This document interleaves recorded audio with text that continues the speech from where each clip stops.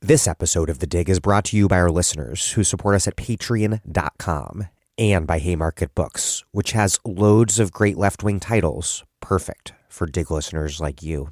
One that you might like is America as Overlord, From World War II to the Vietnam War by Hal Draper. From 1932 until his death in 1990, Hal Draper was a prolific Marxist writer and socialist organizer who successfully combined rigorous research and passionate outrage to assess his political era. In this still indispensable collection of essays written in the 1950s and 60s, Draper grapples with the role of the United States in the world, situating post-war American imperialism in a global picture of capitalist competition and expansion. The essays in this volume include Draper's discussions of U.S. involvement in Guatemala, Guam, Samoa, Cuba, Vietnam, and elsewhere, as well as his more general socialist guide to national liberation movements. America as Overlord by Hal Draper, out now from Haymarket Books and available at haymarketbooks.org, where U.S. and U.K. readers receive free shipping on orders over $25 and £25, respectively.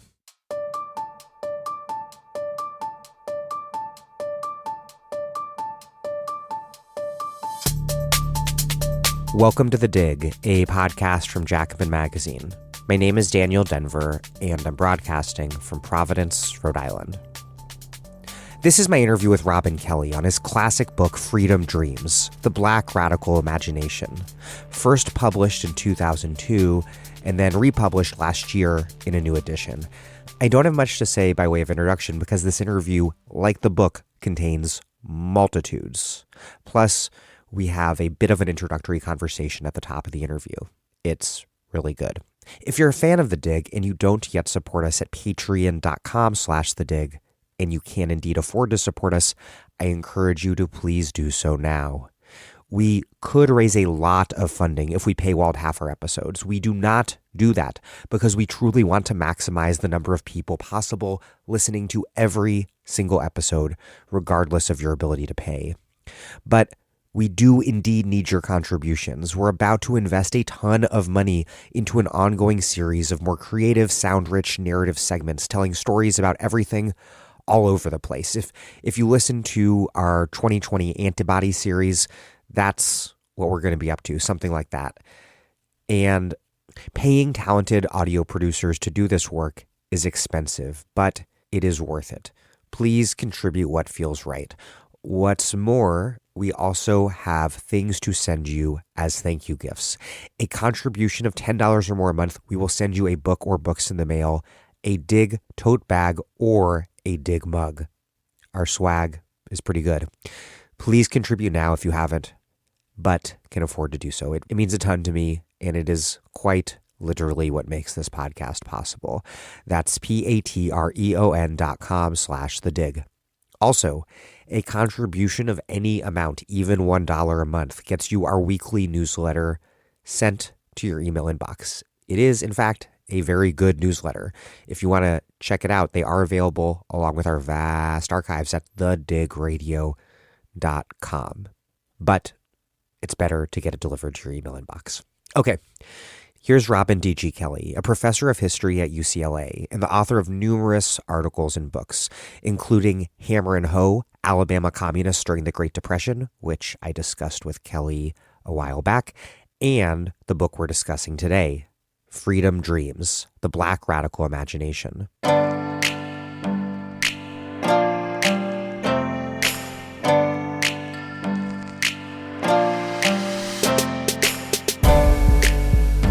Robin Kelley, welcome back to The Dig. Thank you, Dan. It's great to be with you as always. I want to set some context for when you first wrote this book, and then more recently, its 20th anniversary republication, and then all that time that elapsed in between, from the final years of the 1990s when Clintonism reigned triumphant and the concept of the prison-industrial complex and prison-industrial complex abolitionism was really being developed, and then also to the immediate period after 9/11, all the way over those 2 decades through the summer of 2020's rebellions and protest, which certainly sparked renewed interest in your book. And then today, 2 years after that, which can feel, and I know you've contested me making this argument before, it can feel like a moment of reaction and demobilization. So my question to start is, what was that first moment like 2 decades ago, and how does it differ from these recent years around its republication? And then what through lines and ruptures can help us make sense of what has brought us from that moment to this one? To go back, it was before 9/11, really, when the idea for Freedom Dreams kind of came into fruition. And a lot of it centered around a couple of things. One, police violence. The Amadou Diallo case was important. He had been killed by police in New York.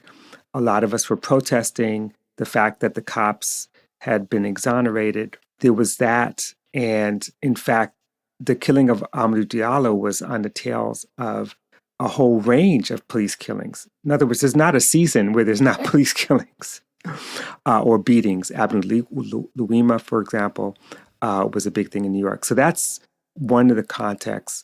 The other context that was really important for the 90s is that a lot of the radical movements that emerged in that decade were arrayed against the Clinton administration. And one of the things that I'm always reminded of, whether we're talking about Obama, Clinton, the Johnson administration, is that liberal administrations are often the worst in terms of creating the conditions for what becomes the neoliberal agenda. You think about what it meant for Clinton to ultimately back welfare reform, stripping poor people of welfare, moving toward workfare, some of the housing policies, the mass incarceration expansion under Clinton, the fact that he ends up signing NAFTA, even if he doesn't take responsibility for it, it became part of his whole stick. So we are coming out of a situation where there's a lot of pessimism, especially among my students, because they're fighting against, liberal regime, and they don't see how they can win, and they don't see social movements in the way that they imagine them to be. They had a kind of romantic sense of, the days of the Black Panther Party, the Black Liberation Army, SDS, and people in the streets fighting the police. And, it was very romanticized, though, in fact, there's a lot to learn from those movements.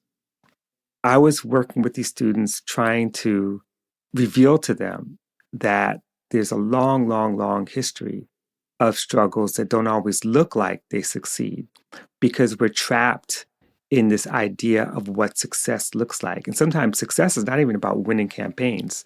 It's just looking cool doing it, whether you're armed in the streets, whether you have a kind of spectacle. And that's not what movements look like in real life. So that was largely the context for that period. And I wrote the book really for undergraduates, who they were looking for models of revolutionary activity. And I was saying they don't always look like what you think they look like. And more importantly, they don't always win if we think of the very narrow definition of what winning is, and that is achieving a certain objective. But the most important thing is that whatever their agenda is, that agenda, their vision, is not something that's made ahead of time, but it's made in struggle. It's made in movement. And if anything, the basic lesson of Freedom Dreams is not that, people need to go to sleep, dream, and wake up in the morning with a new idea, but that what we think of as future thinking, dreams of possibility, of dreams of change, the world that's possible, comes out of struggle. It doesn't come out of think tanks. It doesn't come out of taking mushrooms. It really does come out of movements and relationships within those movements. And they don't always produce the best ideas, but the ideas that are always in motion. So why did I come up with this new edition? Part of it was, I felt compelled to take stock of where we are today in the wake of the 2020 protests. I mean, I've been thinking about a new edition for a while, but especially after 2020, I was thinking about the long history of anti-state violence and what we witnessed. Because it wasn't the 2020 protests were like a culmination of lots of things. It was a culmination of the Occupy movement. It had its roots in the anti-police protests erupting in after Trayvon Martin and Mike Brown, the 2013, 2014, 2015 season. The other context, of course, is, we're facing a resurgent fascism. I say resurgent because fascism has a long history in the United States. And what became the Capitol insurrection is a culmination of that resurgent fascism in response to these radical insurgencies, the radical insurgencies that go back to when the book began and the insurgencies that emerged throughout the 21st century, basically every decade, Occupy being one of them, right? Which sometimes we forget. One thing I didn't mention, though, I think is important, is the other context, which is 9/11. 9/11 led to a kind of disruption in the writing of the book because we've already been experiencing a kind of suppression of movements, not just civil liberties, but actual movements. And with the Bush administration, the possibility of greater repression emerges with the creation of the Homeland Security matrix, which precedes, by the way, 9/11. They talked about Homeland Security before 9/11 took place that spring. And then with 9/11, it felt like a kind of sea change. There was this kind of false patriotism that erupted. There was a sense that the radical movements were kind of derailed and you really couldn't say anything critical of the United States. A kind of blanket emerged over, and especially over liberals. Not to say I've ever trust liberals, I don't, because that's part of the problem. But it became more and more difficult, after 9/11. And at the same time, a vibrant anti-war movement did emerge after the invasion of Afghanistan, especially the invasion of Iraq, where, that anti-war movement was faced with what becomes an expansion of the national security state. All these cases where people are being prosecuted under the Espionage Act was made possible, or promoted following 9/11. And so I'm writing this book about radical movements at a time, and it comes out at a time when radical movements, whatever form they take, are under not just greater suspicion and repression, but the whole apparatus of sort of new technology is geared toward surveillance and attacks on whistleblowers. And again, all this stuff I'm talking about is not necessarily reduced or limited to the Bush administration. It continues under Obama, and it continues as we speak.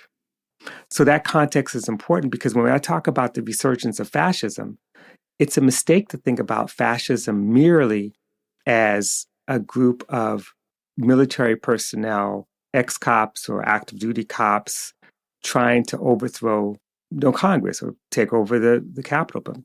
They're not a fringe group.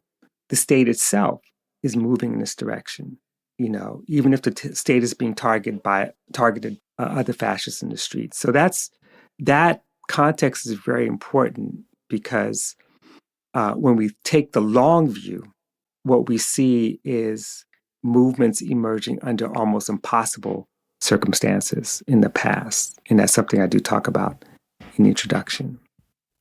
Let's start where you start your autobiographical reflections with Black nationalism and with how you let's start with how you encountered it. You write, quote, "I came to Black nationalism filled with idealistic dreams of a communal society free of all oppressions, a world where we owned the land and shared the wealth and white folks were out of sight and out of mind. It was what I imagined pre-colonial Africa to be. Sure, I was naive, still in my teens, but my imaginary portrait, derived from the writings of Cheikh Anta Diop, Chancellor Williams, Julius Nyerere, Kwame Nkrumah, and Kwame Ture, and others, gave me a sense of hope and possibility of what a post-colonial Africa could look like." How did you first have this encounter with Black nationalism, and what role did its internationalism, particularly its relationship to Africa, present and past, play in how you experienced it as a politics? Sure. I mean, my political, I wouldn't say awakening, but certainly my first encounter with politics was as a child growing up in Harlem. And no one living on 157th between Broadway and Amsterdam or anywhere in St. Nicholas, anywhere, would actually be able to avoid soapbox speakers, Black nationalist organizations. You go to Liberation Bookstore, for example, on what's now Malcolm X Boulevard, which was then Lenox. You go to 125th Street. I mean, it was everywhere. And so that's how I understood politics. That is, the struggles of Black people for freedom and self determination. And so by the time I get to college in California, I jumped into Black studies. The authors you mentioned, people like Cheikh Anta Diop and Chancellor Williams and others, these are the authors I read. They didn't all agree, but what they did agree upon fundamentally was that African people, no matter where they are connected somehow and have a right to self-determination. But what self-determination meant in the 1970s, like when I came up in the 60s, and by the 70s, I'm, in high school, late 70s in high school, and eventually go to college in the early 80s. A lot of the romantic ideas of what pre-colonial Africa was, with Julius Nyerere as the president of Tanzania tried to implement in terms of African socialism, was this assumption that communalism was the default situation, it's a natural culture of African peoples. This is a negritude as well. And I grew up with that. But then I also encountered other thinkers and other movements, like the All African People's Revolutionary Party, which I was part of the study group in 1980, 81. I encountered the New African Movement, or what emerged as a provisional government for the Republic of New Africa. And these were the groups that were saying, well, wait a second. Yes, we have certain kinds of traditions that colonialism tried to destroy. But at the same time, we've had class distinctions and forms of power. Some of these forms of power existed before colonialism, but they really took off during and after colonialism. So, I'm of the generation where we read Frantz Fanon, we read Wretched the Earth first. Nowadays, no one wants to read that. They want to read Black Skin, White Mask, which is a very important book. But, to read Wretched the Earth and to read about the critique of the national bourgeoisie, the African national bourgeoisie, right? To read Walter Rodney, How Europe Underdeveloped Africa, and to understand the role that elites play in the perpetuation of a kind of neo-colonial domination. To read Chinweizu, The West and Rest of Us, And these are the texts that were really foundational to be able to hold on to a kind of Black nationalism, which was really appealing, without falling into the trap of seeing the roots of exploitation and inequality strictly in terms of racial difference. We saw it in terms of class difference, in terms of economic exploitation, in terms of the way capitalism unfolded, and so those are the politics that were important to me. And look, I'm not alone in saying that we were surrounded by, in the 60s, 70s, and 80s, by a lot of thinkers who believed that nationalism and Marxism were not antithetical. They could come together. And whatever we could talk about limitations today, but in those days, there was a sense that the nation state in the right hands could be a good thing, that the state is a kind of neutral structure that is a reflection of class power. It is an instrument of a class. And so imagine the 1970s when you have this idea of a new international economic order, and all the nations of the global South would come together, get technology transfers. They would use the state for the purposes of creating social democracy. They would ensure minimum wage. They would pass legislation that would stop pollution and capital, the invasion of foreign capital and the expatriation of profits, all that stuff. That was the dream, the great welfare state. And by the way, side note, the very first article I ever published and the very first paper I ever gave as a 19-year-old sophomore at Long Beach State was a critique of the new international economic order. And it was funny because I was at this conference where they brought like actual UN dignitaries who were in some ways doing economic policy, Nigeria, Ghana. They were all in the room. And here's this kid. And I look like I was 15. Be like, I have a critique. Right. And I was critiquing everyone in the room. And they were so pissed because I was saying that, yes, in theory, a new international economic order is a good thing, but not as long as I was calling the petty bourgeoisie. As long as the petty bourgeoisie is in power, it will be a disaster and maintain capitalism. We need socialism. And then, I don't think anyone applauded for me, but it was my first paper. But that was what the world looked like politically. And so when I wrote that introduction, I wasn't exactly saying that it was a terrible thing, but that it was a catalyst, that those readings, that moment was a catalyst for a critique of capital, as opposed to the way we see it as simply kind of reactionary cultural nationalism that has to be destroyed and left behind. There's some elements of truth still in that critique. You write, quote, "We were particularly obsessed with the large-scale civilizations along the Nile, Egypt, Ethiopia, Nubia, as were generations of Afrocentric scholars before us. We dreamed the ancient world as a place of freedom, a picture to imagine what we desired and what was possible." And then you write from early on, quote, "Ethiopianism spread throughout the Black world, from the Americas to Africa, calling for the redemption of Africa by any means necessary."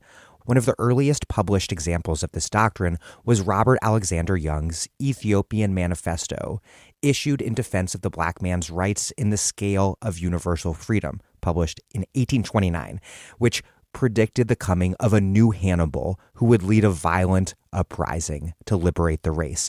And Ethiopia, of course, continued to inspire and mobilize Black radicals in 1896 when Menelik II defeated invading Italian forces, and then again in 1935 when Italy's invasion helped forge a remarkable global Black public, one that in many ways really anticipated third worldism, that came together to speak out and protest the invasion. Why did Ethiopia in particular for so long play such a critical role in the Black American and also Black international political imagination? Okay, so there are two elements to the question. The first has to do with this romantic identification with large-scale civilizations. And I would separate Ethiopia out of that. I would put, make this about Egypt. And that was one of the critiques of Afrocentrism. That is to say that what I came up with, part of the work of proving that Black people are not inferior is to prove that African people did exactly what Europeans did before them, which is a kind of lame argument, but it has power. Because if you say that colonialism and slavery were justified because these were people who were primitives living in jungles, all this made up stuff, as opposed to being able to prove that the first university was like Timbuktu, or to prove that the pyramids were these amazing gargantuan structures, no matter if it was built by slave labor or that they were also expressions of class rule. That goes out the window if you're trying to do a kind of competition between what you identify as civilization. So part of that critique is to say, why use European standards to evaluate Africa? And so that was my break with Afrocentrism because, my initial plan was to study ancient Egypt. I was going to, the language was also an issue, but but that was my initial plan. So breaking with that is a different kind of matter and something that we're still struggling with. Ethiopia, though, had a different kind of symbolic value, even greater than Egypt. Egypt required a lot of revision to be able to make Egypt a great land of Black people, because you had to deal with the religious tradition of Old Testament ideas, Old Testament narratives that Egypt was the oppressor, the Egyptians were the oppressors, and the Jews were the oppressed. And I think, we come out of a tradition of Old Testament thinking where Black people as enslaved people and even as free people identified with the oppressed Jews in Egypt. There's only some sort of exceptions where like a Marcus Garvey or a Sun Ra would say, no, we're with the pharaohs, but we don't identify with the pharaohs. Ethiopia, though, biblically stands in for all of Africa. There was no place. Abyssinia becomes a place, but in many ways it was not just a metaphor, but really Ethiopia was all of Africa. So when, or at least all of East Africa, but really all of Africa. So when Psalm 68 of the Bible talks about the princes will come out of Egypt, and then in case of Ethiopia, the Ethiopians shall stretch forth their hands and basically create the possibility for redemption or liberation for Black people. That's how Psalm 68 was read. So the idea of a Black Hannibal had no particular geographic reference, because Hannibal, of course, is North Africa. It didn't matter. What mattered is the biblical injunction and the fact that the Bible is both a record of history and understood to be a predictor of the future simultaneously. I mean, that's what the Bible does. And so the predictor is this idea that Ethiopia shall stretch forth their arms. Now, that's Ethiopianism initially had very little to do with Ethiopia itself, except for the fact that Ethiopia was, or the region we know today as Ethiopia, the region of the Amharic-speaking people and all the other groups in the Horn of Africa, Ethiopia was this mythological place in the minds of European Christians who believed that there was a white, essentially white or non-Black religious leader and ruler named Prester John. And they're all these travelers and are trying to find Prester John. And if you find Prester John, you find the civilized, Christian Africans who are not African, right? That was kind of the mythology. But what it did do was it created an exception, even in the minds of European Christians, because Ethiopia, which wasn't a nation yet, had adopted Christianity before any other part of Africa. In fact, Coptic Christianity in Ethiopia predates much of Europe. And Christianity alone is proof in the minds of European supremacists and Christian supremacists that Ethiopia is more civilized. Now, that story is shaping the narrative around Ethiopianism. So on the one hand, you've got Europeans claiming Ethiopia as a civilized place. You've got Africans in North America and throughout the Western Hemisphere reading the Bible, saying Ethiopia is a land of redemption, a possible revolution, and that they're not trying to build alliances with Europe. They're trying to overthrow an oppressive system in which the Pharaoh is on the other side of the Mediterranean, right? So that's where Ethiopianism as a kind of religious movement meets Ethiopian history. And you mentioned 1896, the Battle of Adwa, which is a very important symbol in Black American consciousness, because this is before the Japanese defeated Russia in 1905, or 1904, I think it is. This is before that. So here you got allegedly an African country defeating Italy.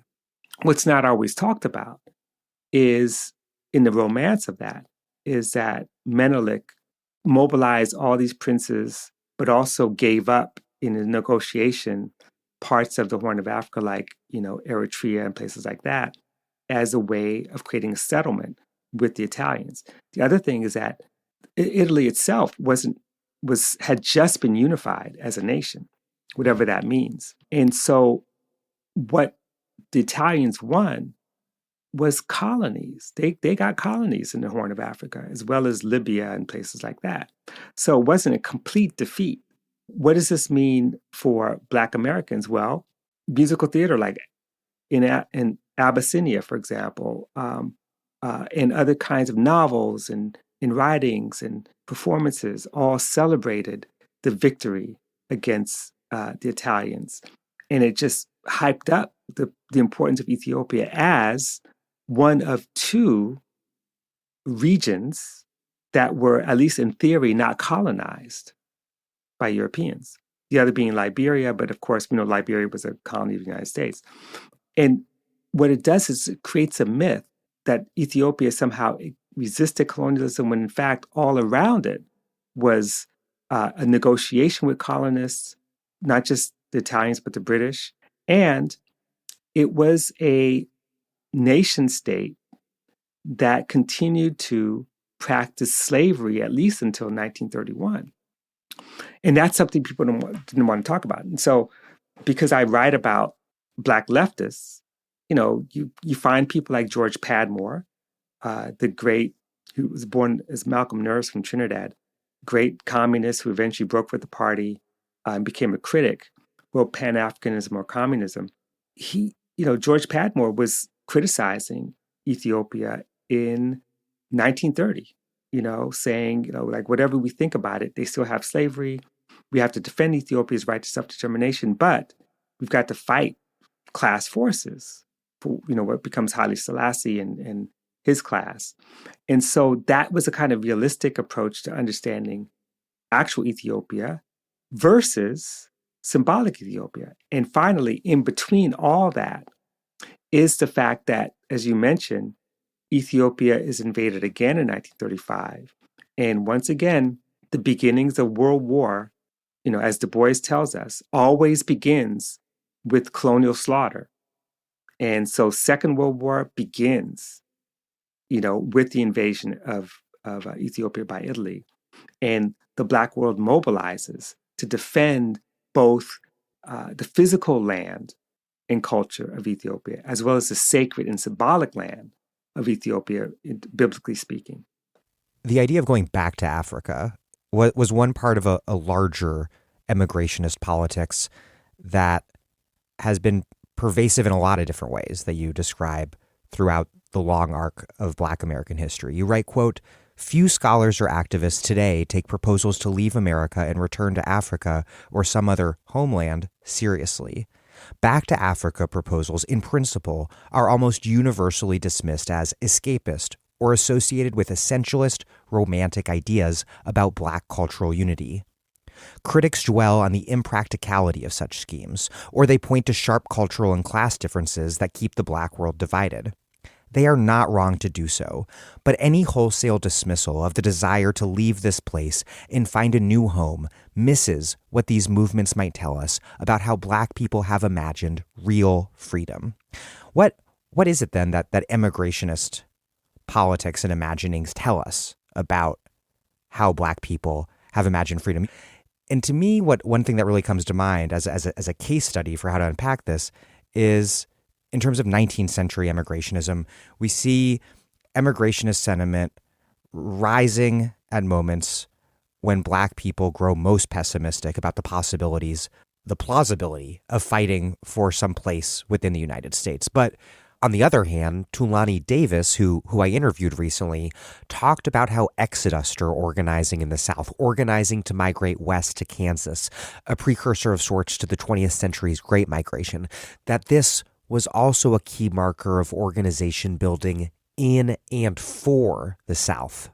So let's go back to a couple of things. One, when I wrote that back in the late 90s, some things I didn't anticipate. For example, the exodus of the emigration of the Black elite to South Africa to to uphold what is a kind of post-apartheid capitalist hegemony. And that's not the kind of immigration I'm talking about. So I just want to be clear about that. But there are two things that are really important in this. And this is also a point that Thulani makes and a point that Du Bois makes in Black Reconstruction. One is land, because part of immigration is about being able to access land, wherever that land might be. It's not like you're moving from one ownership of land to another. You're actually trying to establish some land for yourself. But the second thing, of course, is freedom from a government that at one point you might have believed was designed to protect you and your people, but actually turns out not to be the case. And so self-determination in terms of land and governmental authority is part of what made immigration, or at least the dream of immigration, attractive. And again, what I was trying to get at wasn't like, is it effective? Should we do this? Should this be the next strategy? No, it's about trying to tap desire and what people envision to be, what sort of envision what freedom might look and feel like. And it was never about being able to integrate into mainstream, white liberal society or live in suburbs with white people, and that's freedom. Because part of it is even people believe that what you end up getting is not freedom. So those two elements are very, very important. And when you think about what it means to have land, it opens up a whole different set of conversations about once you are able to establish a free space, land, autonomy, something like self-determination, a security, what does it look like in terms of organizing society? So again, we have a lot of scholarship now thinking about marronage and what maroon societies is a kind of precursor or an example of that kind of freedom. But what we find, of course, is that sometimes the most revolutionary intentions can turn into new forms of hierarchy. So maroon societies are often ones that that have hierarchy, that have rulers, that have that make deals with colonial states or slave plantation societies to give back runaways in exchange for the security, with male domination, for example, where women and slaves, even within maroon societies, become a means of exchange and protection, right? They're not like always revolutionary societies. Or we have all these amazing Black towns that some of them are based on a kind of cooperative economics. Others do result in class distinctions where there are people who own more land than others, and where other people work for those who own land. So part of even beginning the book with this idea of land as freedom and immigration and getting out of Dodge as a strategy for liberation is just an opening for other chapters later to say, okay, once you get the land, once you get the autonomy, once you get self-determination, what does that mean in terms of social relations within that community, within that group?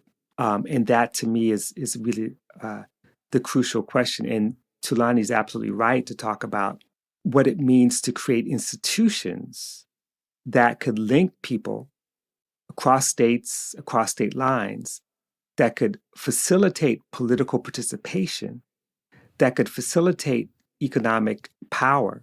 And what do these things look like? And at what point do those institutions end up being riven by class or gender divisions or distinctions? Yeah, and one thing I found really powerful about her argument around the Exodester movement is that this organizing about leaving the South, about getting the hell out of the South for a lot of very obvious reasons, does lead to some people leaving the South, of course, but also leads to institution building for the larger number of people who, in that period before the Great Migration, stay in the South. Exactly. I agree with that. I mean, no, it's a very important observation because I think we always have to think about the South in historical context because, and I've been making this case for long because the South gets such a bad rap as somehow being a backwater of conservatism and all that stuff. And it's actually the other way around. I mean, Cedric Robinson taught me that it's precisely because the South was the place that experienced the closest to a true revolution in the United States that you have reaction, that the conservative anti-labor, racist structures were a response to the possibility not just of Black self-determination and Black economic power and Black autonomy, but interracial power, interracial struggle. And I think that those things are not mutually exclusive, that many of the people who were involved with the Greenback Labor Party, later involved with populism, involved with the readjuster parties, were also exodusters, who tried to build these alliances, led these labor struggles, fought in all terrains. But at the same time, it made sense for them to try to find some solace and power away. And when I say away, and this is again to go back to Tulani's work, there was no such thing as a truly isolated Black town or Black community because they maintained networks and communications across the board. I'll give you a really good example. If you haven't seen the film Till, which is a beautiful, amazing film starring Danielle Deadwyler, who does an amazing performance as Mamie Till Mobley. Mound Bayou, the town of Mound Bayou, which is an all-Black town where Black wealth was accumulated to a certain degree, and yes, there were some class distinctions, but Mound Bayou became the political headquarters to mobilize support for the campaign for justice for Emmett Till. It became the place, the safe space for Black reporters and activists and organizers, and Mamie Till Mobley herself to go there and find protection and support. It became a center for the civil rights movement in Mississippi. So there's something about these autonomous, semi-autonomous spaces that allow for the continued struggle to get basic justice and civil rights for all Black people wherever they may be. It's not always a withdrawal from society itself, but a deepening pocket of power in order to transform the nation and the world.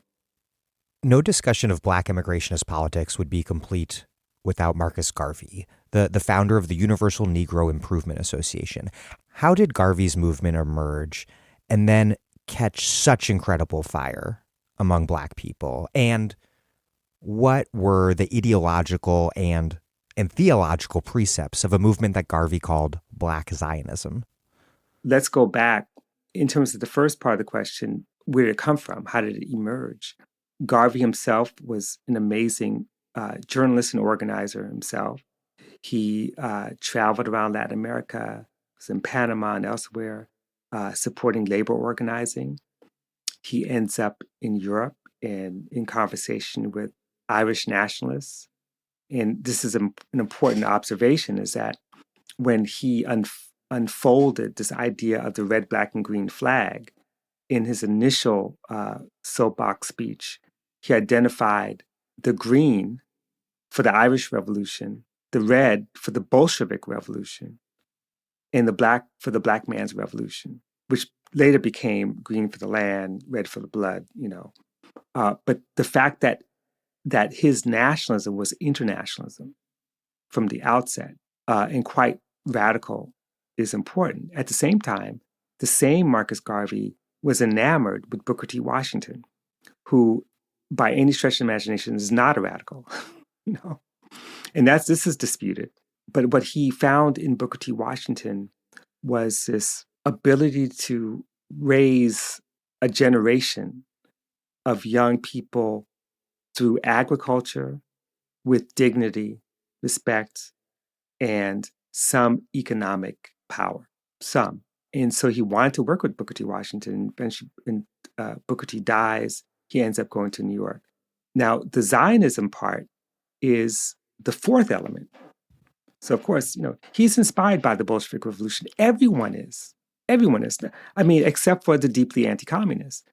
No one ever thought that what was perceived to be a peasant country could overthrow the Tsar and move rapidly toward what, at least on the surface, looked like decolonization, socialism, becomes a new economic policy. I mean, we're not going to talk about the Russian Revolution today, but that was a kind of inspiration for what was possible for people who are oppressed to basically win something, to overthrow a government.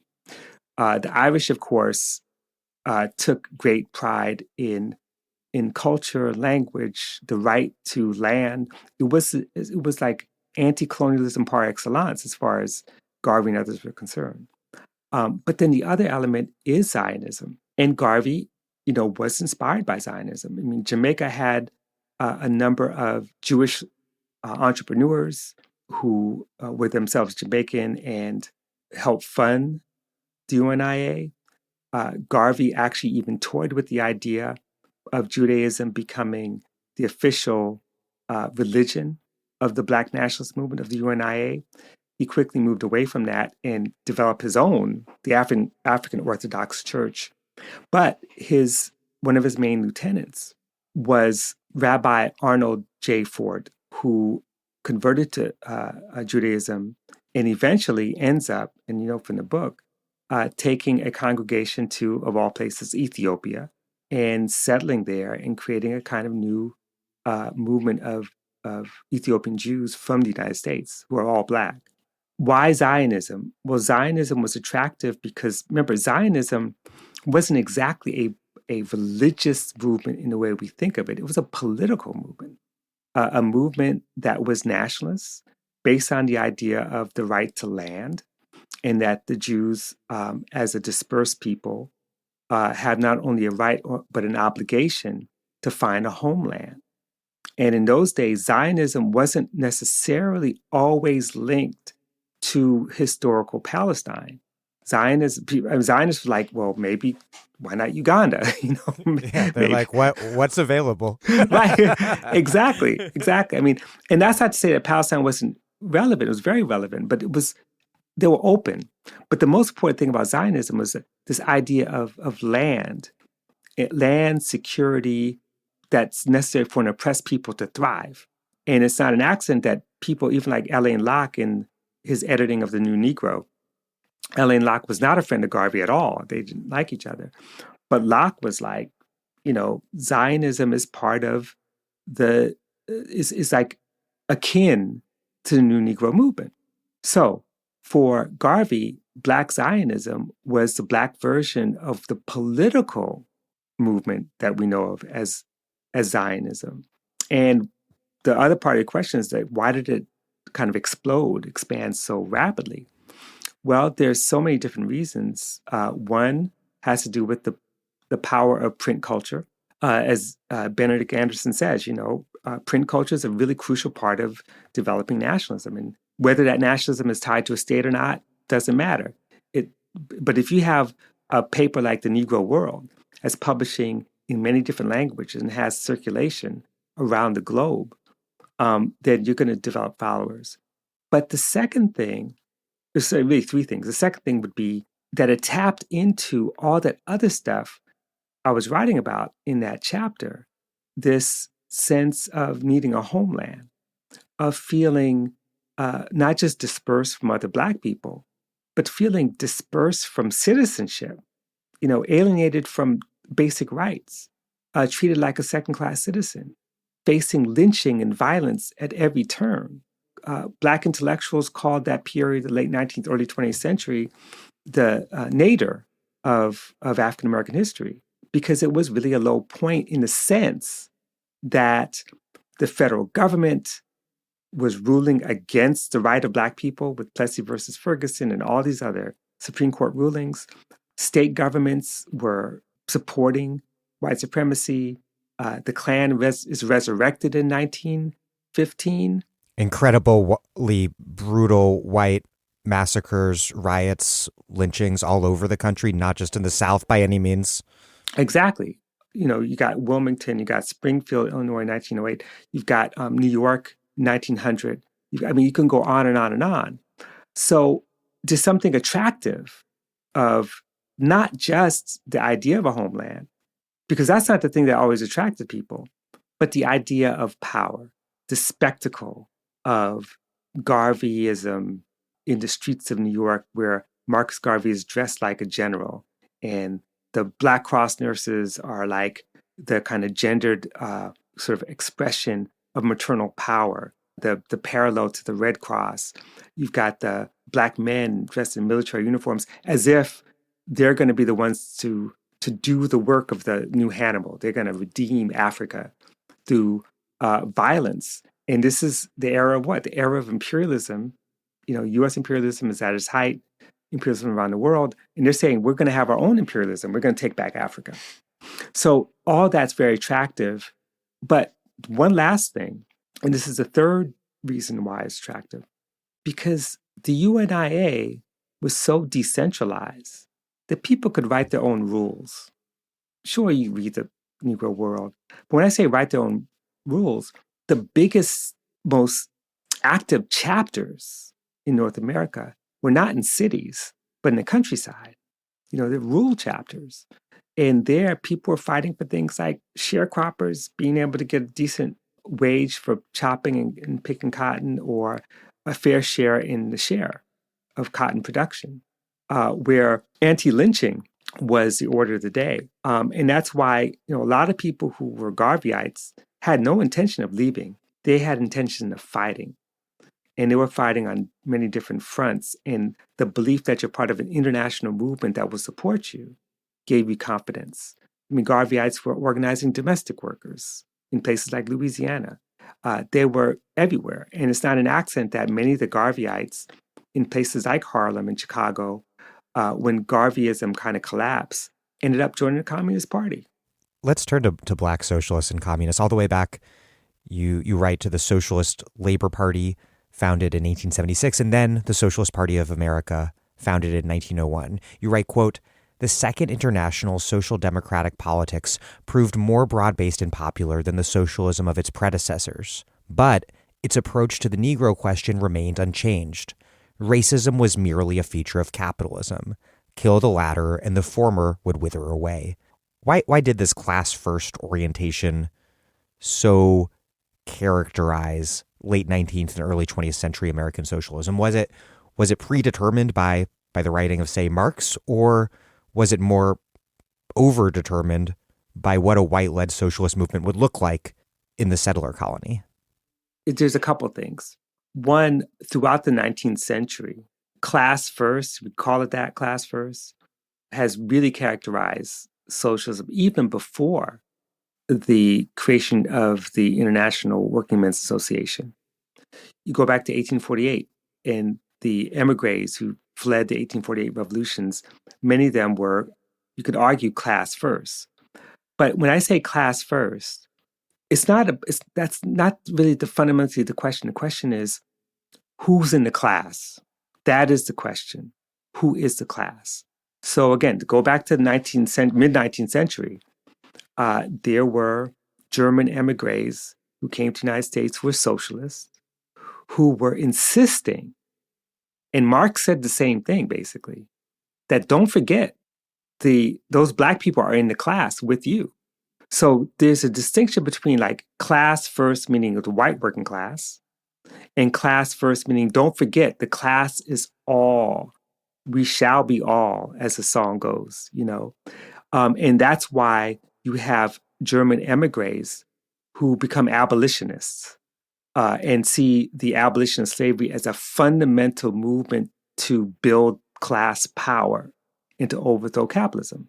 Others, on the other hand, are saying, wait a second, the working class is being undermined by slavery. So we need to not abolish slavery, but get the slave masters out and have free soil. You know, so we don't want those Negroes in the class because they're not really the class. They're like slaves. That's real. That is scientific racism, cultural racism, this idea that these people are not really human, or that indigenous people, for example, are really savages and natives and not really part of the civilized class.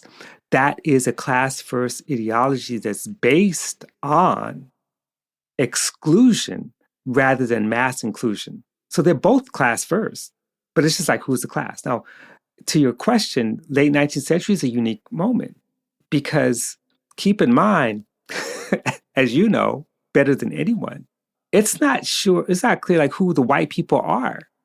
And I don't mean just Black people. This is a period of heightened immigration from Southern Europe and from Italy, from so-called Slavic countries.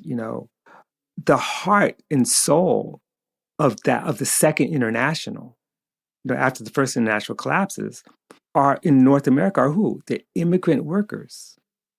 And they have what they call like foreign language federations. They're not even writing articles in English all the time. Some are Finnish, some are in Italian, like some of the Italian anarchists who are not necessarily Second International, but they're radicals.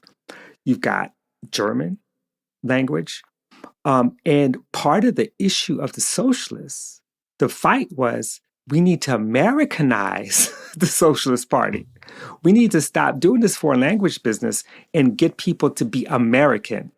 And what's the irony? The irony, of course, is that who speaks English and has been here longer than anyone, except for indigenous people? It's Black people. And so the Socialist Party of America, the Socialist Labor Party, they're all struggling with this question, the Negro question. So Black people are still considered to be kind of excluded, possibly comrades, maybe so, as they're trying to Americanize a party where people are still publishing stuff in different languages.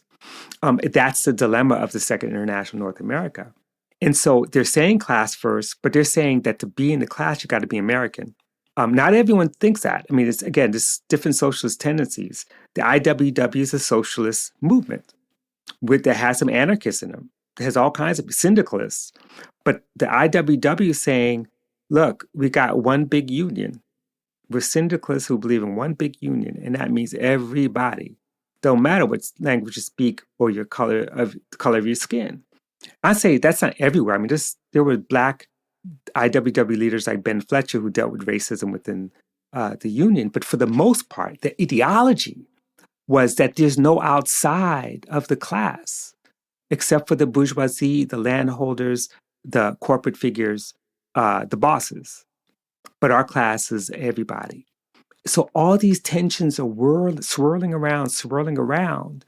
But it really comes down to not the question of class first, but the question of who constitutes the working classes. And it wasn't a settled matter. And it becomes something like a settled matter with the collapse of the Second International. And I mean, zooming out even further in the late 19th century of the Knights of Labor, which was relatively inclusive in terms of Black people, but with much contention, ended up backing Chinese exclusion, complicated situations of solidarity in the South with the larger populist movement, with the farmers and colored farmers alliances, where sort of, so-called social equality was disavowed, but a forthright case for economic solidarity was compellingly put forth. Exactly. And it's very hard to make any sweeping generalizations because even the Knights of Labor, that in theory was all-inclusive, in practice, it just depended on where you were. The Knights of Labor believed in separate chapters, so, and some Black people supported that. They were like, we want separate chapters because we don't want to pay our dues and support white people when we have needs. The Knights of Labor also, as you know, wasn't big on strikes. They actually, opposed strikes for the most part. And many of the chapters in the South were like, we're going to ignore the dictum that we don't strike. Instead, we're going to strike anyway. As you mentioned, the Chinese exclusion laws, the Knights of Labor officially supported Chinese exclusion, but there were Black members of the Knights who were like, no, that's not a good idea. So all these things exist and circulate, and they set the stage for what would become the sort of key struggles around what the socialist movement or movements will look like, what they'll fight for. Because on the one hand, part of the contradictions within the Knights of Labor was the belief that we could win power through peace, through negotiation, by good citizenship, by excluding those who are not citizens, and by not waging a class war. It's not like they weren't knowledgeable or cognizant of class distinctions, but they felt like, okay, there's a better way to do this. The Second International is sort of the same thing in that part of the division between anarchists and socialists and syndicalists is that the socialists, just like the Bernstein and Kautsky leadership in Europe, were saying, well, you know what? We could win through elections. We could win through peaceful means. We could win through fair labor organizing. And so the IWW and Socialist Labor Party and the Socialist Party were not on the same page on that. But all along, they're still dealing with the question of who belongs and who is not. Who is an American and who is not. Why is this important? Well, because nationalism is the razor edge that slices the socialist movement. It's the thing that led to the collapse of the Second International. Because, again, Europe's a good example. North America's a good example, especially in Europe. All these socialists were like, one big international working class. But when World War I takes place, they're like, no, I'm German. Nope, Italians were actually pretty good, socialists in Italy. But no, I'm French. No. And they begin to participate and even support a war, right, that was around struggles over colonies and driven by nationalism. And Lenin's like, I thought the deal was when the capitalist class started a war that we were all going to mount a revolution. We're the only ones who did that. Exactly. No, it's true.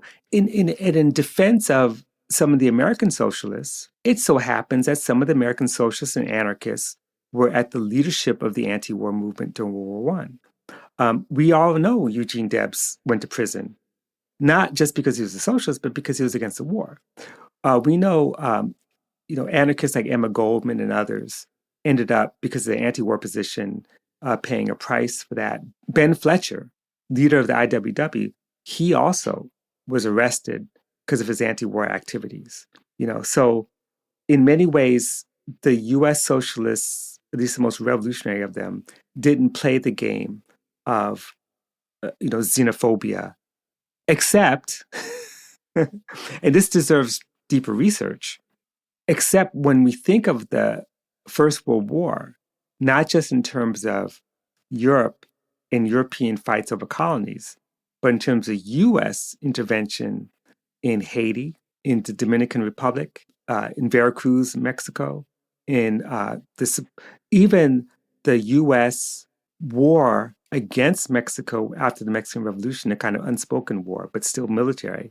And Christina Heatherton's new book talks about this beautifully. It's a very important book.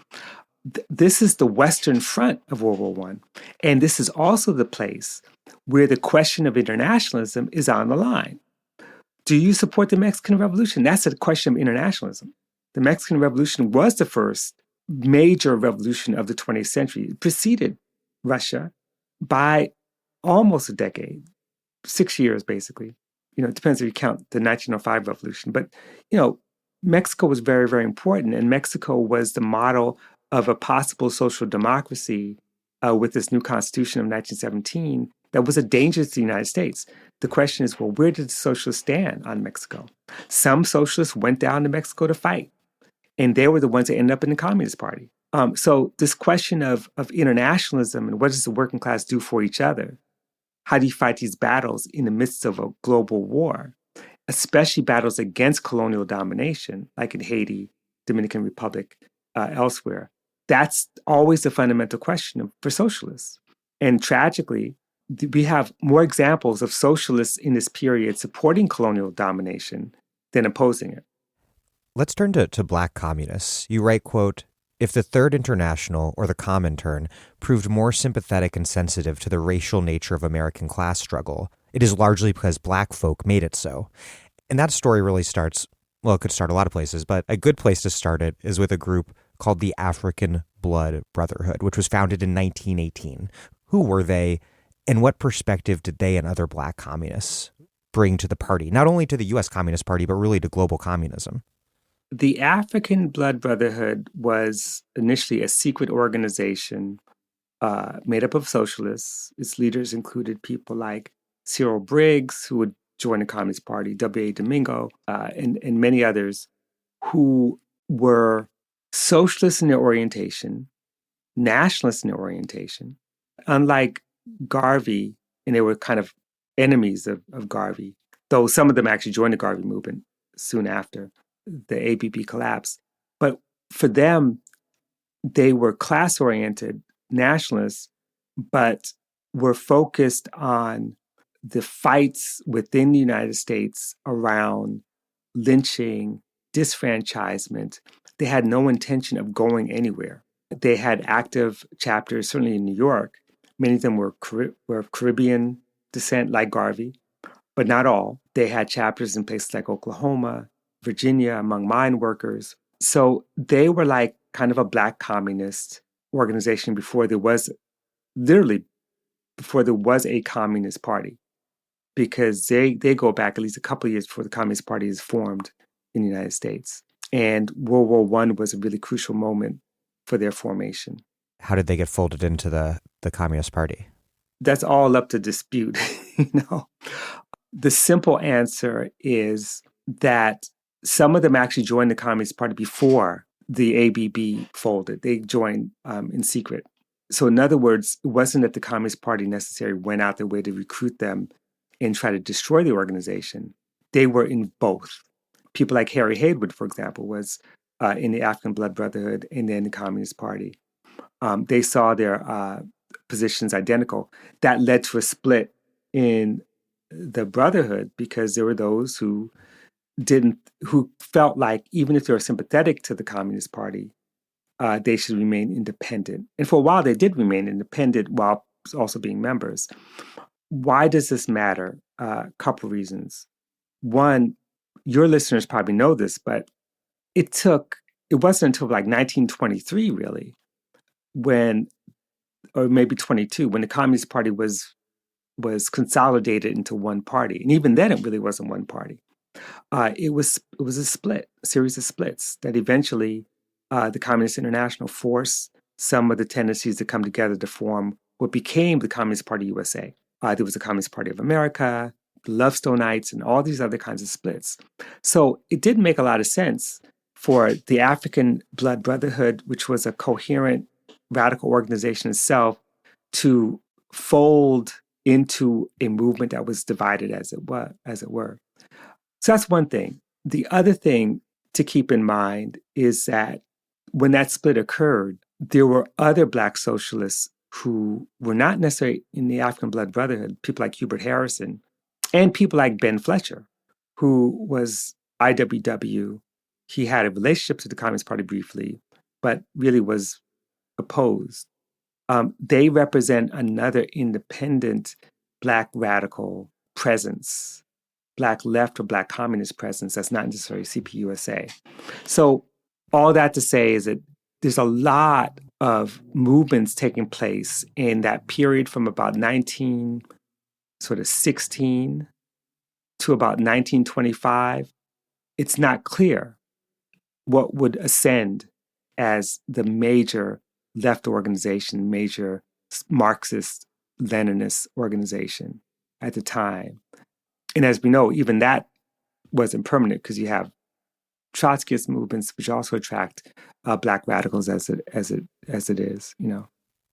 The ideological orientation of the Bolsheviks and the Comintern around national self-determination and colonialism, particularly from Lenin, Indian communist M.N. Roy, that had an obvious appeal to Black American communists like Harry Haywood and Claude McKay, who then in turn pushed communists to embrace the so-called Black Belt thesis, which posited that Black Americans in the South constituted a colonized nation with the right to self-determination. What, though, did the Black Belt thesis concretely mean for Black communists and for American communism more generally? Because you write, quote, "The new slogan did not persuade Black communists to attempt to seize Mississippi and secede from the United States, nor did it bring Black folk to the party in droves. But in many places, Black people were joining the party in large numbers, including places like Alabama, which we discussed in our last interview. What role then did the Black Belt thesis play in making all of that possible? If it wasn't, that people on the man on the street, woman on the street were hearing about it and going, okay, yeah, I'm joining the CP. Right. Well, one thing which is true, the party actually did not work really hard to promote the Black Belt thesis in the streets and in the countryside. In fact, when you read the party newspapers, the Daily Worker, the Southern Worker, it wasn't really a major part of their organizing work or propaganda work. It was in like the journal. It was like articulated at the journal level. At the journal level. So like you read like the Communist International publications, the Comintern publications, or the communists, the sort of more theoretical journals. There's some debate and discussion around it, but it wasn't necessarily an organizing slogan. However, it was an organizing slogan in terms of securing the right of Black communists to have some control over print culture and some independent autonomous organizations that could fight for Black liberation, Black rights. So the League of Struggle for Negro Workers, the American Negro Labor Congress, the publications like The Liberator, all these publications and organizations were the manifestation of self-determination. So self-determination meant that there is an independent Black struggle that is related to class oppression, in fact, fundamental to class oppression, but it's specific to the conditions and experiences of Black people. That is what self-determination translated as. So you can actually fight for basic civil rights, like against lynch law, fight, you can include under the name class war prisoners, Black youth like the Scottsboro Nine, who were arrested not because they were leading a union or, fighting the police around, strike activity, but rather they were just Black traveling on a train and two white women were close enough for them to be arrested. And to redefine them as class war prisoners is to really rethink the class struggle. And that's what made the Communist Party unique. No matter what people might say, and even my own critique, it was the Third International, particularly CPUSA, was the first organization on the left that wasn't all Black that said Black people's struggles matter in and of themselves, not as a subordinate or secondary status to class struggle. This is part of the class struggle. That was a huge break.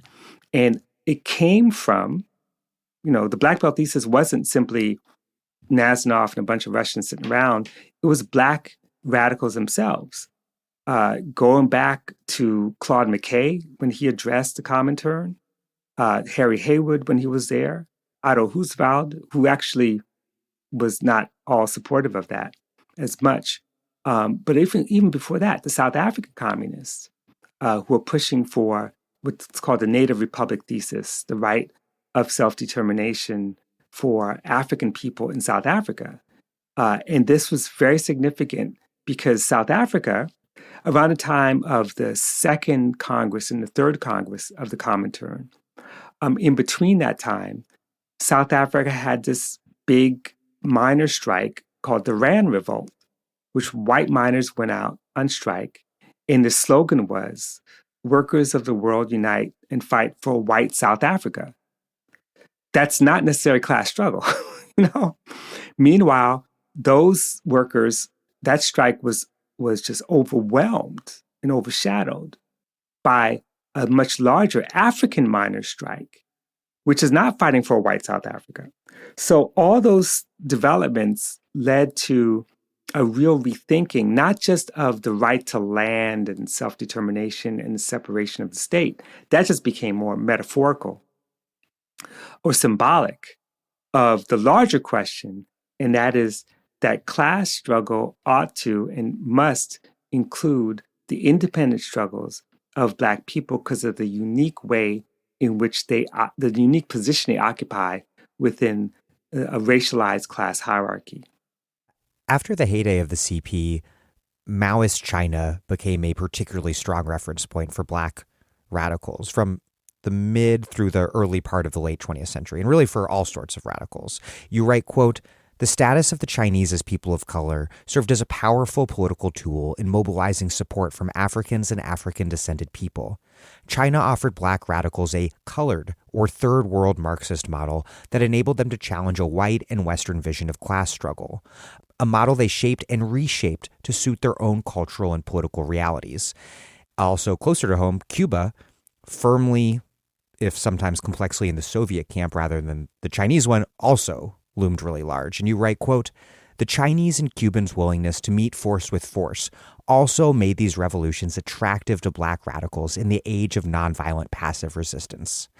And one really important figure here is the president of Monroe, North Carolina's NAACP, Robert Williams, who organized and advocated armed self-defense and then, under constant threat, fled to Cuba in 1961 for political asylum. Who was Williams? Someone that many Dig listeners are probably familiar with, but is not so well known generally. And what sort of politics did he practice and advocate? First from North Carolina and then later from Cuba. So Robert Williams was a former veteran, served in the Marines, came back, himself was familiar with left organizations, would read the Daily Worker and whatnot. So he and his wife, Mabel Williams, settled in Monroe, North Carolina. And as an advocate of armed self-defense, he actually wasn't exceptional. He was not exceptional. Armed self-defense was, generally speaking, the default position of Black organizers, not just in the 19th century, but in the 20th century as well. Don't forget, Dr. King kept a pistol in his house until I think it was Bayard Rustin who convinced him not to. So part of what I'm kind of arguing there before we get to Rob Williams specifically is that nonviolent passive resistance was the rupture in the history of Black radical movements, in the history of Black civil rights movements for that matter. And so what Williams was doing wasn't unique, and in fact was replicated throughout the South, especially in places like Mississippi. And we see this in Akinyele Umoja's amazing book, We Will Shoot Back. So I don't want to exceptionalize Rob Williams, except to say that what made him and Mabel Williams exceptional was their internationalism. So long story short, he was organizing against the Klan, armed self-defense groups that were men and women. He got expelled from the NAACP as a result of doing that work and defending Mae Mallory, a radical Black woman who went to jail. She, comes out of Cleveland, went to jail for participating in armed self-defense and other things. Rob Williams also was an inspiration for another group called the Revolutionary Action Movement, which was founded really in early 1960s, coming out of Ohio and having connections to California, Philadelphia, and elsewhere. Being really consequential in Philadelphia in particular. Yes, definitely. And so when Rob and Mabel Williams basically saved the life of a white couple, they were charged with kidnapping, and they fled the country and ended up in Cuba. And Rob Williams already had a relationship with Cuba because he was a supporter of the Cuban Revolution. Word was that he had a Cuban flag in his backyard, and he ends up going there, living there under Fidel Castro, becoming close to Che Guevara. Ends up having to leave because there's some differences and goes to China. He wants to go to Vietnam first, and then ends up in China, where he is there with another amazing Black radical, Vicki Garvin. He and Mabel are there with Vicki Garvin, and they're working for Black liberation within the context of communist China. And by the time he gets there in sort of the early 60s, China had already been more than a decade, into its revolution. And it had many, many Black visitors in support, including W.B. Du Bois and others, in support of the Chinese Revolution, But Rob Williams and Mabel Williams were always independent, though. His thinking centered on two really big things. That is, again, the Black liberation, the right of Black self-determination, and connecting that to a vision of global class liberation, or revolution rather, a global class revolution. And that, in some ways, reflected the politics of RAM, you know. Yeah, let's talk more about RAM, which under the leadership of Max Stanford declared its support for Marxism, Leninism, Mao Zedong thought. You write, quote, as members of an organization made up primarily of college-educated intellectuals, though many did not matriculate in order to participate in the movement full-time, RAM activists thought long and hard about the role of students and the petite bourgeoisie in the coming revolution.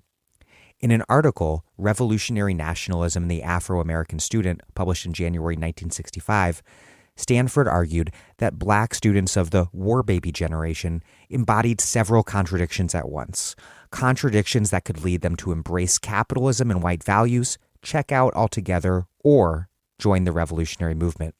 I thought that was really fascinating. It reminds me of analyses of the contradictory class position of the PMC from Barbara Ehrenreich, or more recently Gabe Wynant. And it's something more specifically I plan on discussing in the not too distant future with Donna Murch when I interview her on Living for the City, her history of the Panthers emerging from among student radicals. What was Stanford arguing here about this emerging demographic and its contradictory class identity?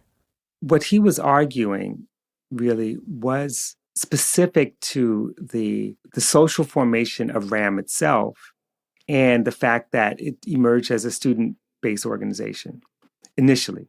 You know, this is a group that actually had a critique of and was reading The Wretched of the Earth in French, actually, before it was translated into English, and had a kind of a critique of Fanon. And part of it had to do with the fact that they felt like Fanon wasn't really aware of the situation in North America.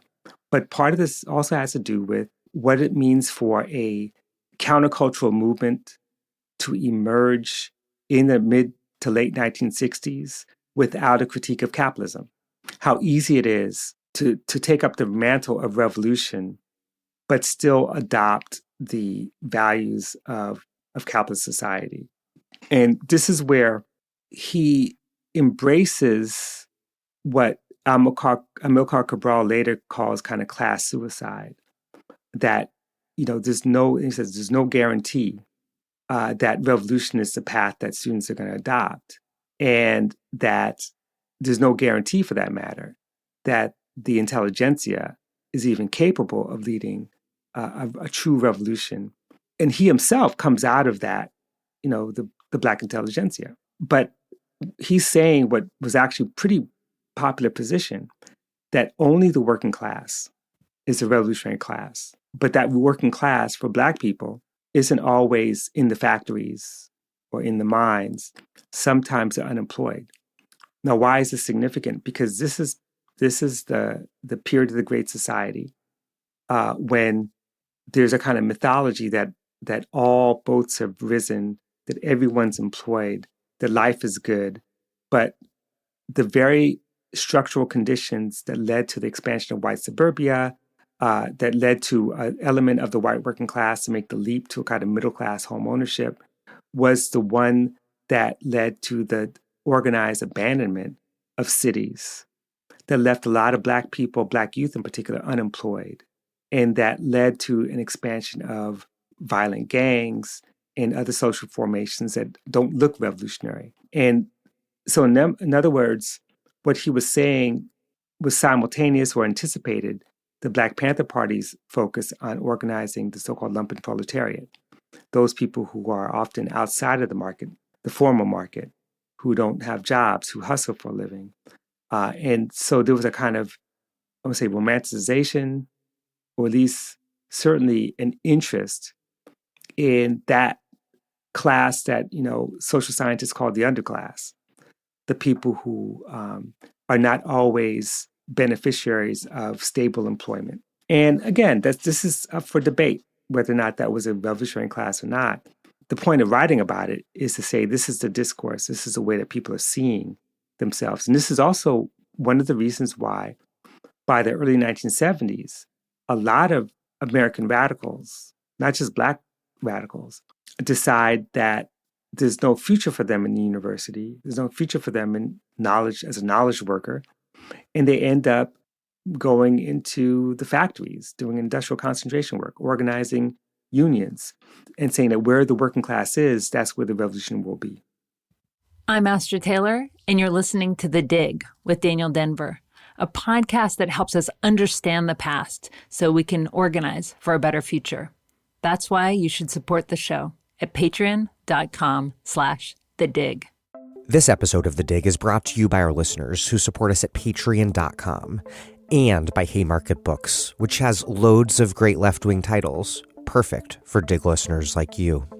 One that you might like is The Men with the Pink Triangle, the true life and death story of homosexuals in the Nazi death camps by Heinz Hager.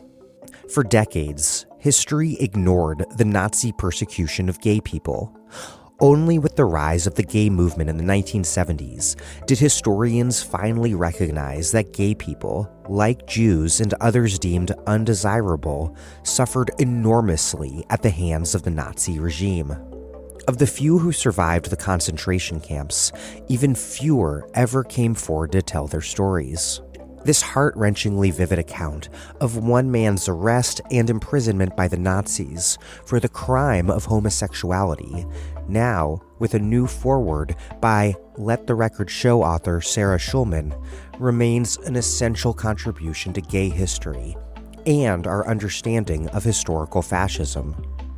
The Men with the Pink Triangle by Heinz Hager, out now from Haymarket Books and available at haymarketbooks.org, where US and UK readers receive free shipping on orders over $25 and £25, respectively. One really important influence on this generation was Harold Crews, particularly his 1962 essay, Revolutionary Nationalism in the Afro-American. He wrote, quote, "The failure of American Marxists to understand the bond between the Negro and the colonial peoples of the world has led to their failure to develop theories that would be of value to Negroes in the United States. The revolutionary initiative has passed to the colonial world, and in the United States is passing to the Negro, while Western Marxists theorize, temporize, and debate."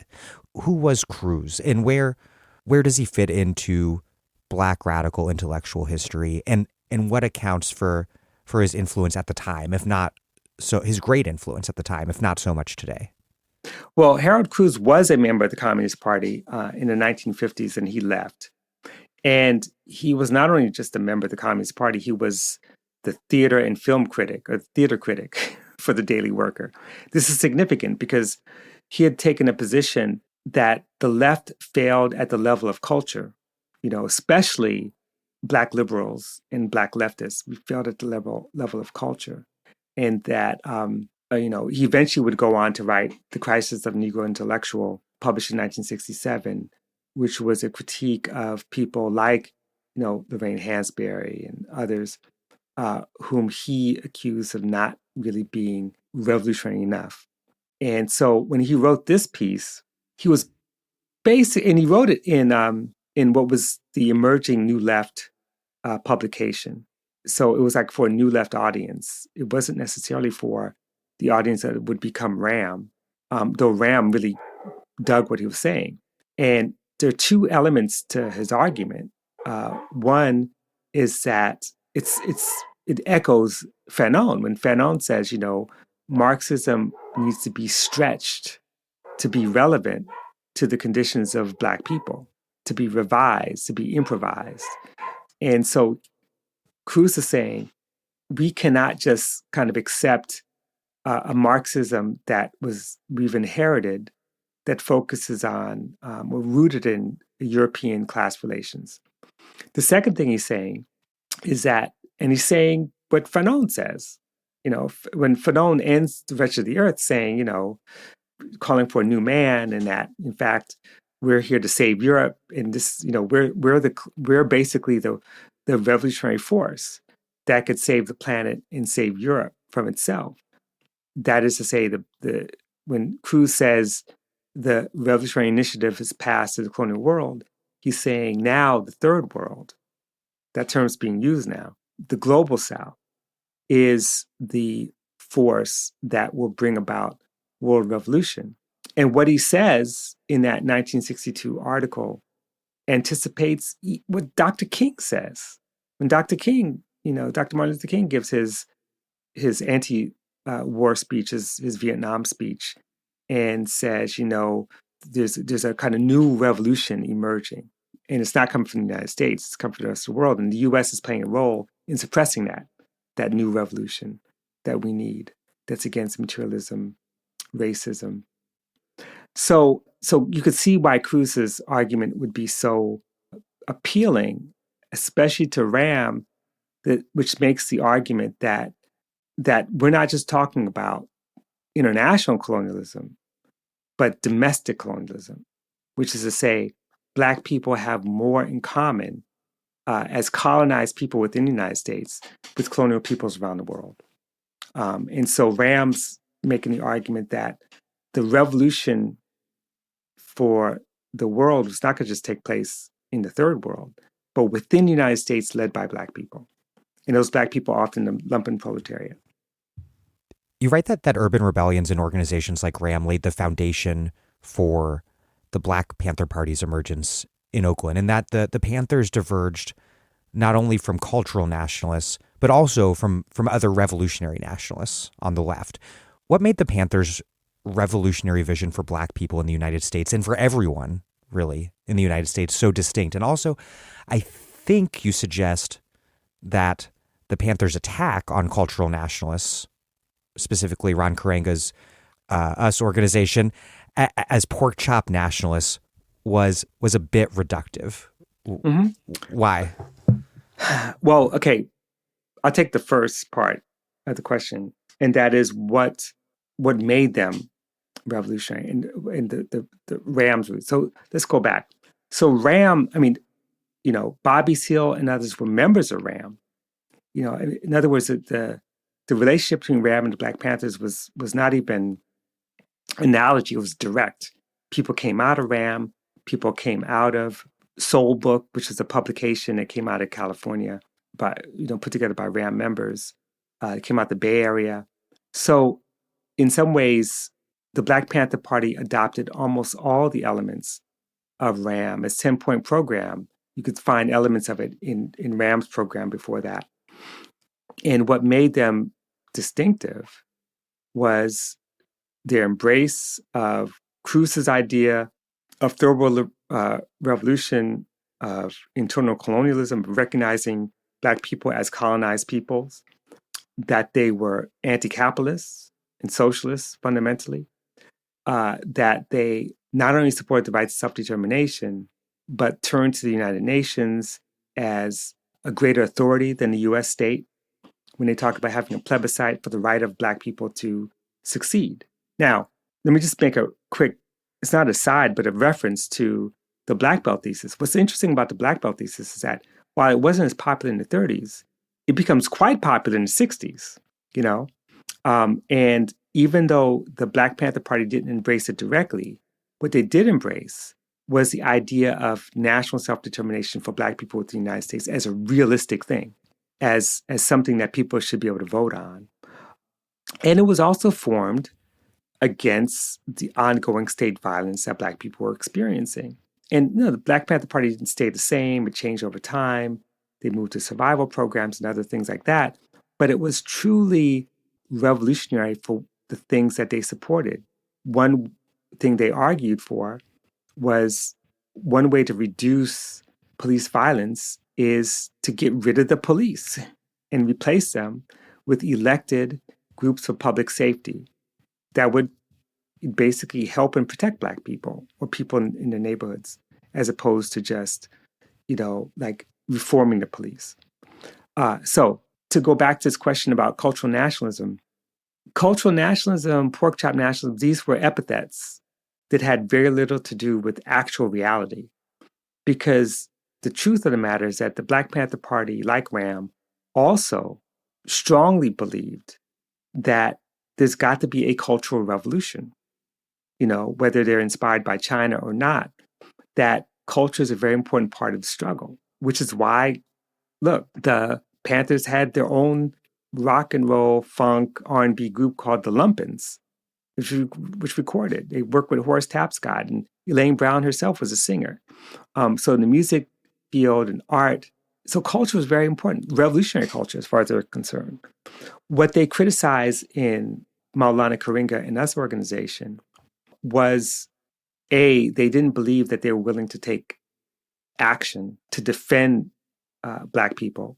B, that they had no class analysis, and that they were atavistic, in that Karenga supported adopting African religious practices like Dogon, wearing African clothes, and that this stood in for actual revolutionary activity. And one big difference is that the Black Panthers always, from the very beginning, believed in building alliances across racial lines.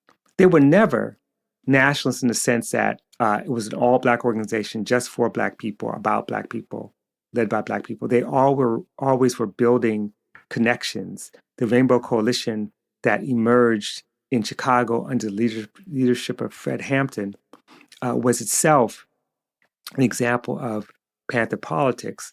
Us organization wasn't moving in that direction in the same way. However, one of the reasons why I say it's kind of oversimplification, because Karenga himself was inspired by and shaped by elements of Marxism, by the Chinese Revolution, and did have a class analysis, even if the point wasn't to build alliances across racial lines.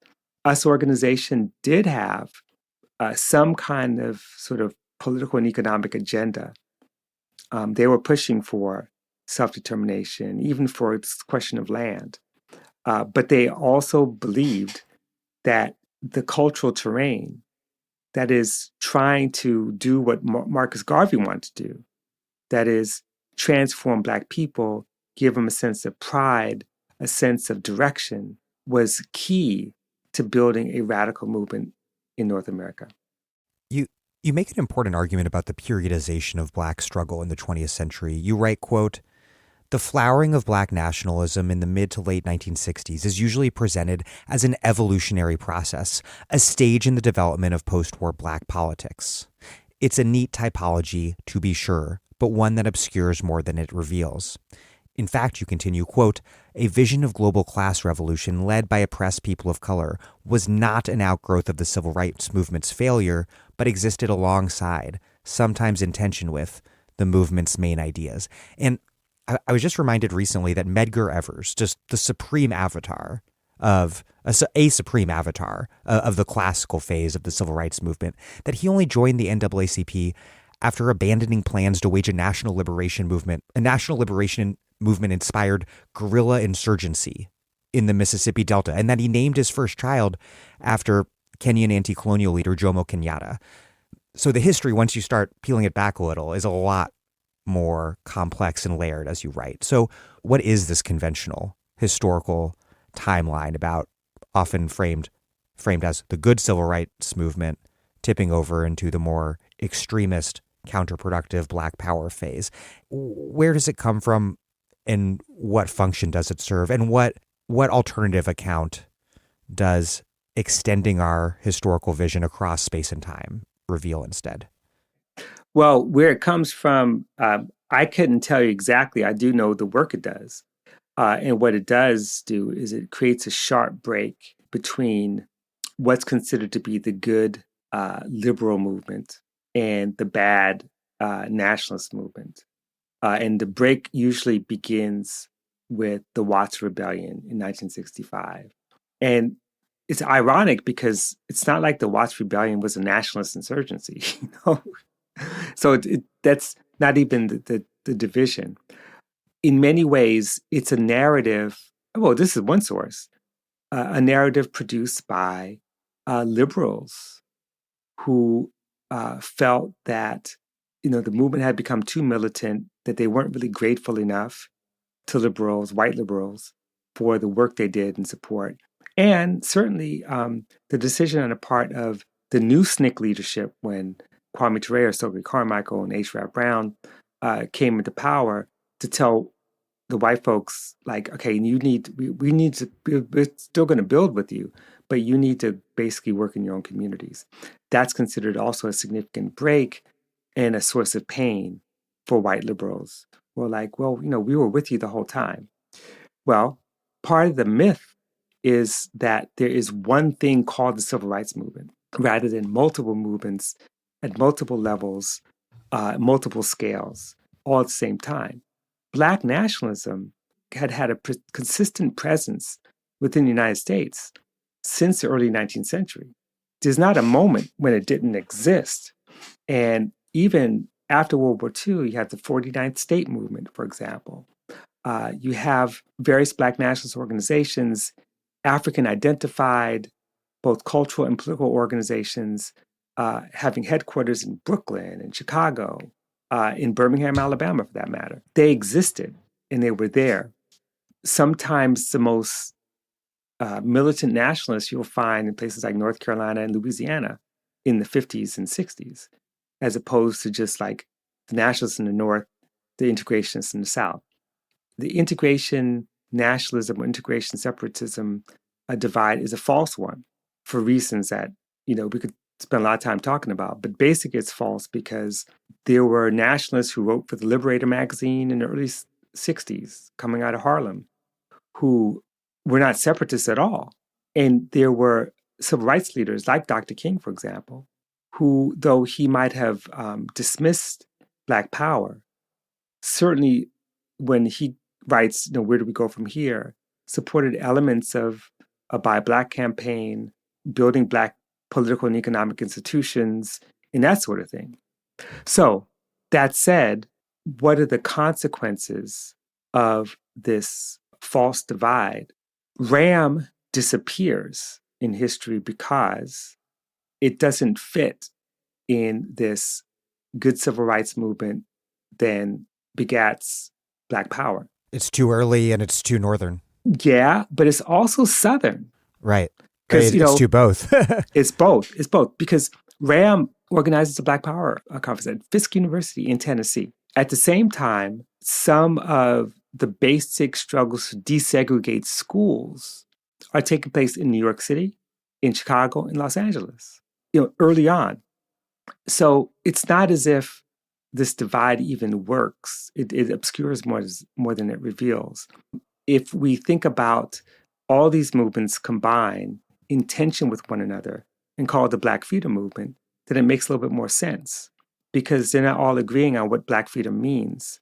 And it's not as if Watts was the first major rebellion. It might have been one of the biggest, but look at a place like Cambridge, Maryland, for example, where Gloria Richardson led what was essentially a rebellion in Cambridge, Maryland in 1963. And she just passed last year or the year before, I think? Yes, I think a couple of years ago. And that was an amazing movement where you had the federal government step in and try to maintain peace in a city that is essentially overturning basic civil rights laws. And she and members of the Cambridge nonviolent movement are fighting for basic rights. They're not fighting for integration. They're fighting for better schools. They're fighting for the right to move and live wherever they want to live. And they're fighting for the repeal of discriminatory laws. And that ends up being a basic rebellion. And she carries a gun. Many members of the movement carry guns to protect themselves. And this is the eastern shore of Maryland, so it's sort of neither north nor south, but mid-Atlantic. Exactly. Although what's north and south always depends. There's sometimes when Detroit is as south as you can get, or Chicago. Chicago is really it's like a southern plantation, depending on where you live in. Black radical movements of the 60s and 70s, you argue, obviously were impacted severely by state repression, but they also fell into sometimes dangerous fetishization of revolutionary violence. And that's not just a retrospective assessment. Many militants at the time felt the same way. Even Ken Cockrell of the Detroit League of Revolutionary Black Workers, in a conference with the Panthers, said, quote, "We feel that the principal responsibility of persons who are concerned about doing political work is that they first of all have an obligation to conduct themselves in such a way as to avoid incarceration, because the primary responsibility of revolutionaries is to be about the business of doing revolutionary work. And that means that your first responsibility is to do everything in your power to avoid becoming a defense organization." And Manning Marable, too, writing, I think in the late 70s, was also concerned about revolutionary violence standing in and substituting itself for broader questions of revolutionary strategy. How should we assess that dynamic? Part of something that's both part of a long-standing politics of Black self-defense, but also something more than that in evaluating the struggles of the 60s and 70s. Well, there's definitely a distinction between armed self-defense and what was identified as revolutionary violence.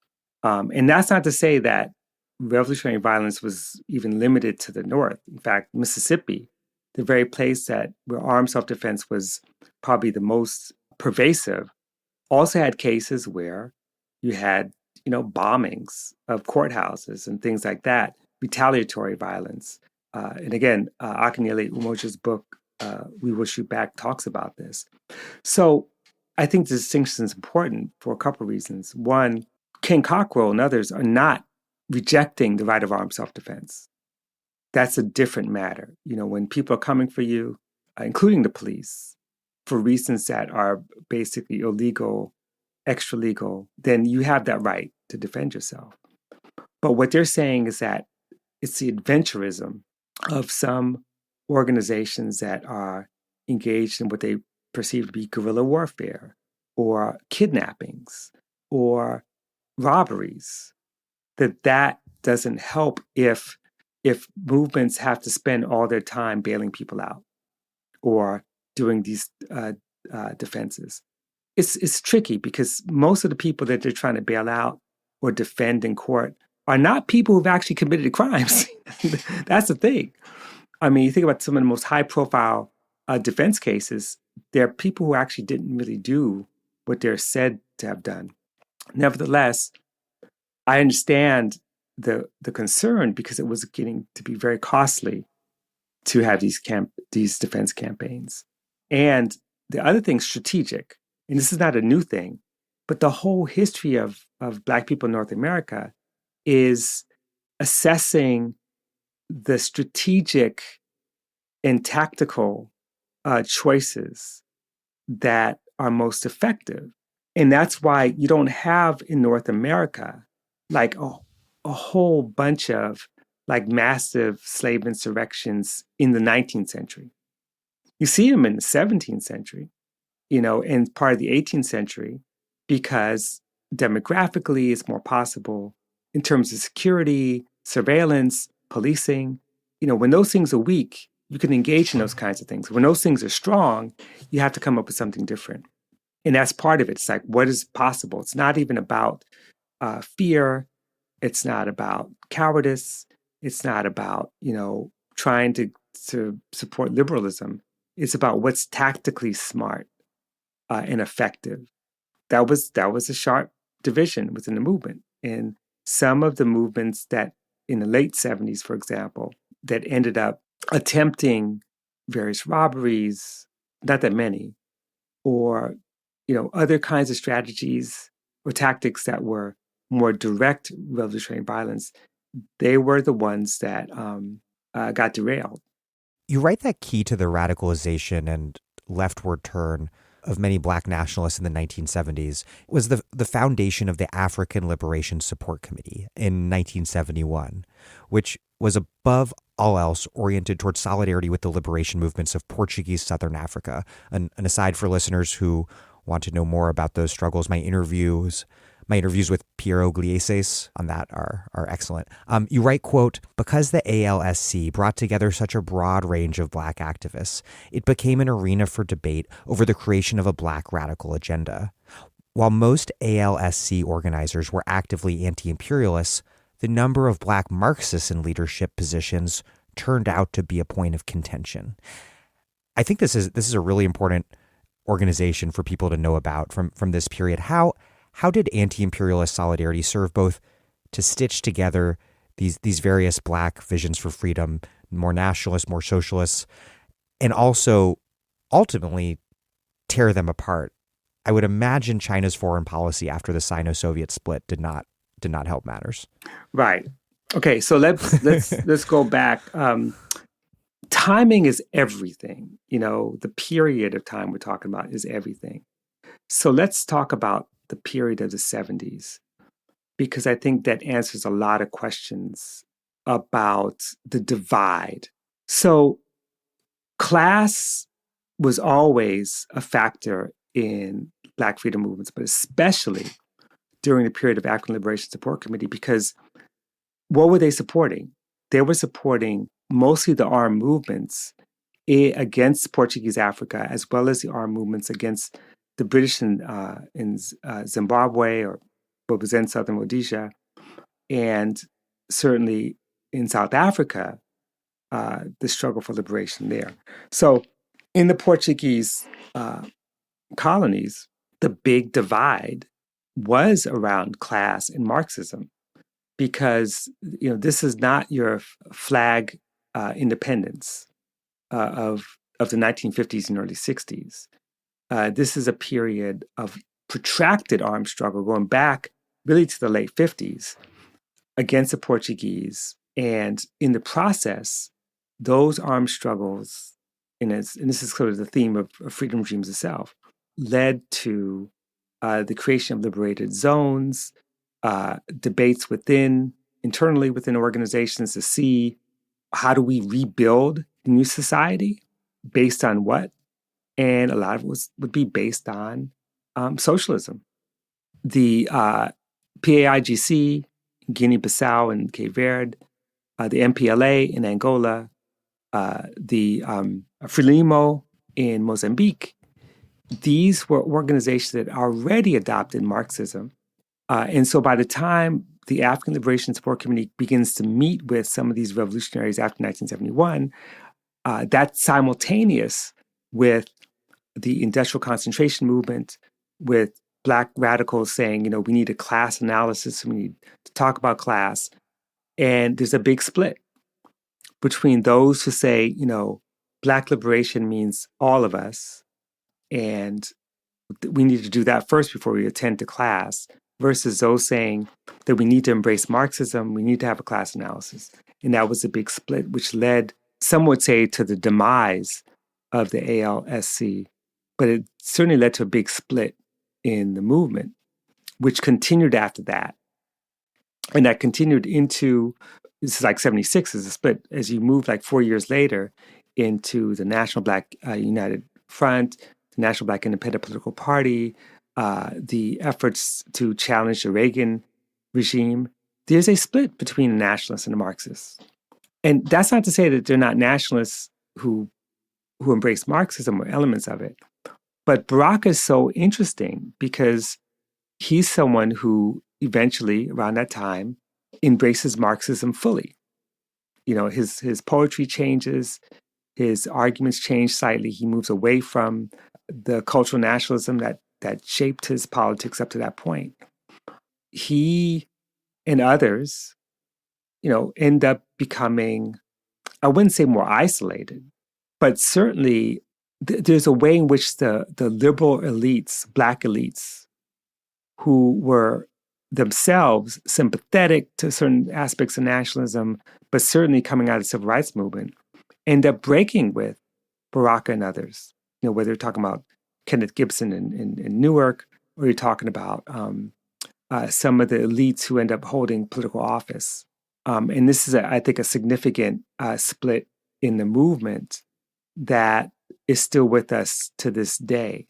And it's a split that's sort of abetted, it sounds like you're suggesting, by the sort of consolidation of a Black elite and Black political class that had never quite existed like it began to exist during that period, and which also coincided with the neoliberal turn and the marginalization of the left more generally.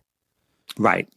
That's absolutely true. In fact, the best story that illustrates this to me is compare the 1968 Memphis sanitation workers strike that King was a part of, a supporter of, where sanitation workers were trying to get better wages and better working conditions for mostly Black poor workers against the mayor, Henry Loeb, who opposed it. And King, of course, died there in Memphis, fighting that fight. Fast forward to 1977, and you have Maynard Jackson, the Black mayor of Atlanta, civil rights activist, supporter. Same thing. Sanitation workers strike. They're living poverty wages.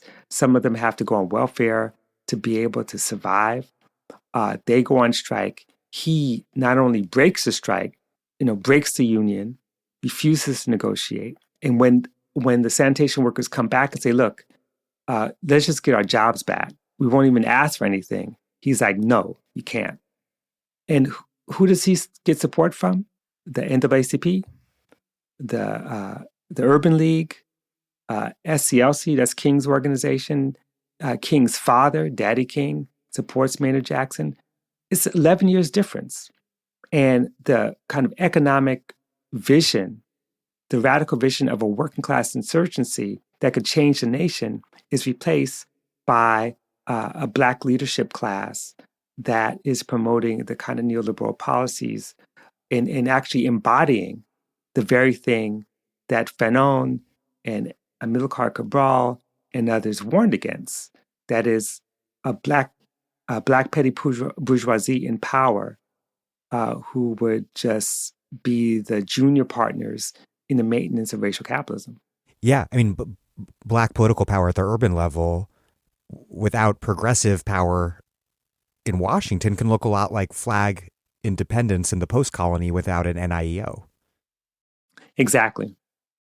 Relatedly, we've been discussing these Black radical visions, but what sort of relationships existed between Black radical visions and more mainstream Black political visions as the power and influence of various sorts of Black politics shifted over time, both within Black politics and American politics more generally? Because there's a bit of Booker T. Washington in Malcolm X, but also in Clarence Thomas. And the calls for Black political power, as we were just discussing, could be at home amongst a revolutionary collective, but also the ordinary local brokerage politics of a local democratic political machine, something we can quite starkly see in the sweep of history stretching from the 1972 National Black Political Convention in Gary to Wilson Goode, Philadelphia's first Black mayor, presiding over the MOVE bombing just a little over a decade later in 1985.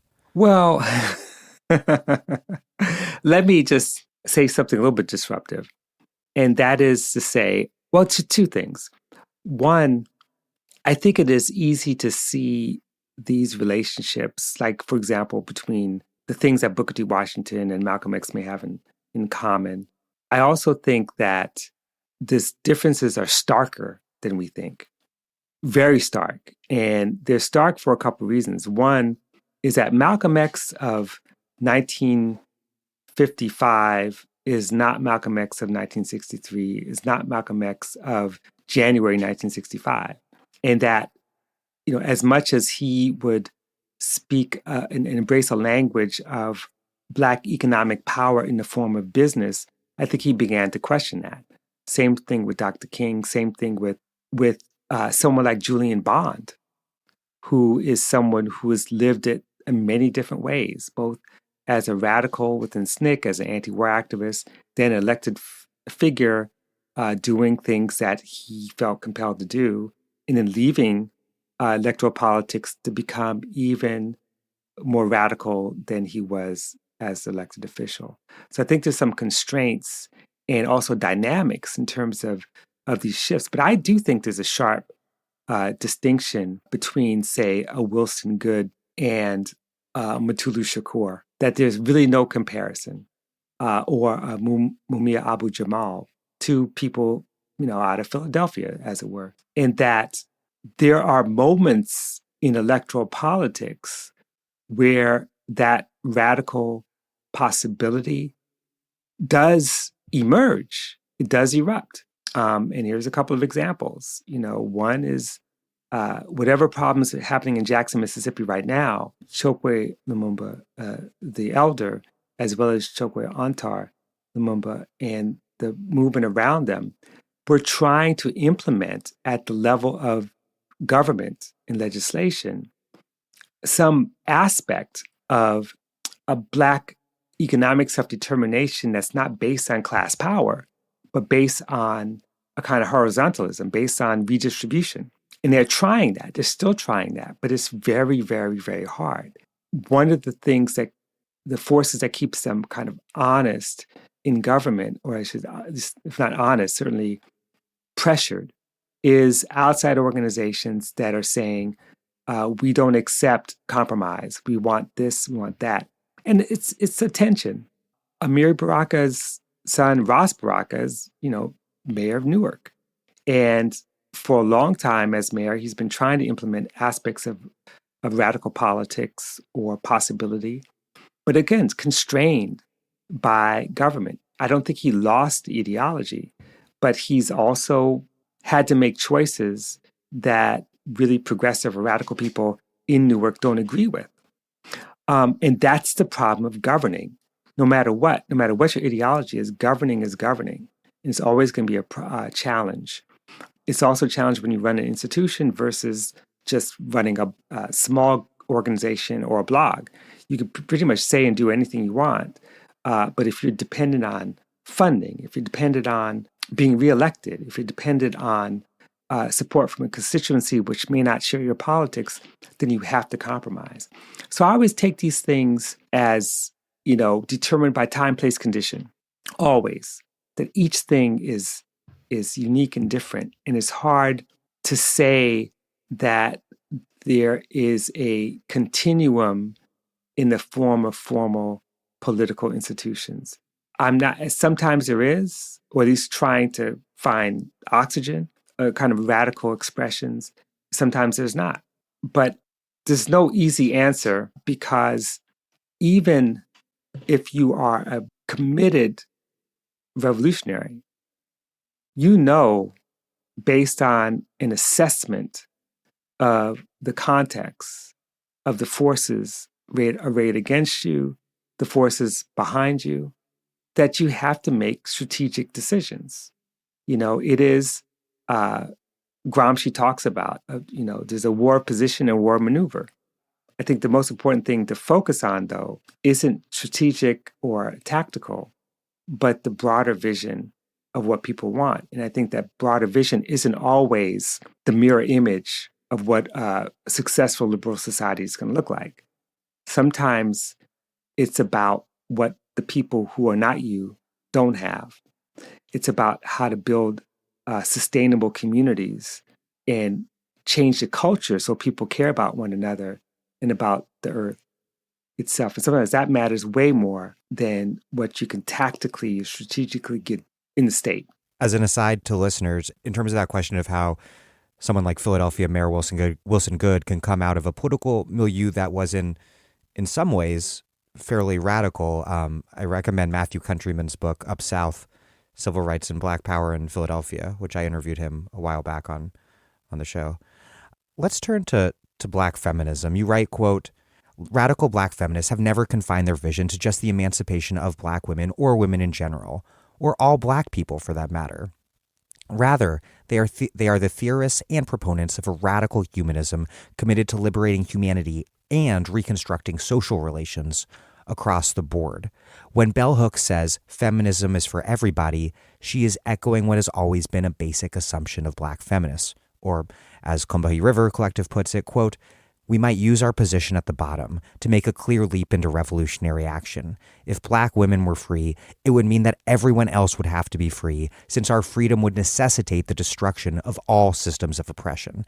And that was a challenge to Black male leaders and also to the larger radical feminist movement, groups that in many ways were very radical, groups like Red Stockings or Witch, Women's International Terrorist Conspiracy from Hell, groups that in many ways held sisterhood to be the basic natural unit for political identity and organization, much like many white socialists have viewed the proletariat. But the Black feminist movement has become extremely consequential in recent years, as you write. Quote, although the LGBTQI community has always played critical organizational and leadership roles in movements, they've often had to sacrifice their public identity or face harassment, marginalization, even violence. We've witnessed a significant shift over the past 2 decades as the leadership of Black radical movements has become predominantly queer, trans, and non-binary. And this, of course, has been a major and much remarked upon development. What, in the broad sweep of these histories you tell, does this signify? And then second, does this new important vital figure of a more inclusive leadership, does it also point us toward, if still inevitably struggling to fully reach, this bigger matter of a leader-full movement, that the sort of movement that Ella Baker championed in her discussions with SNCC and in her criticisms of the SCLC? It is very significant. This is not the first time we've had queer and trans leadership.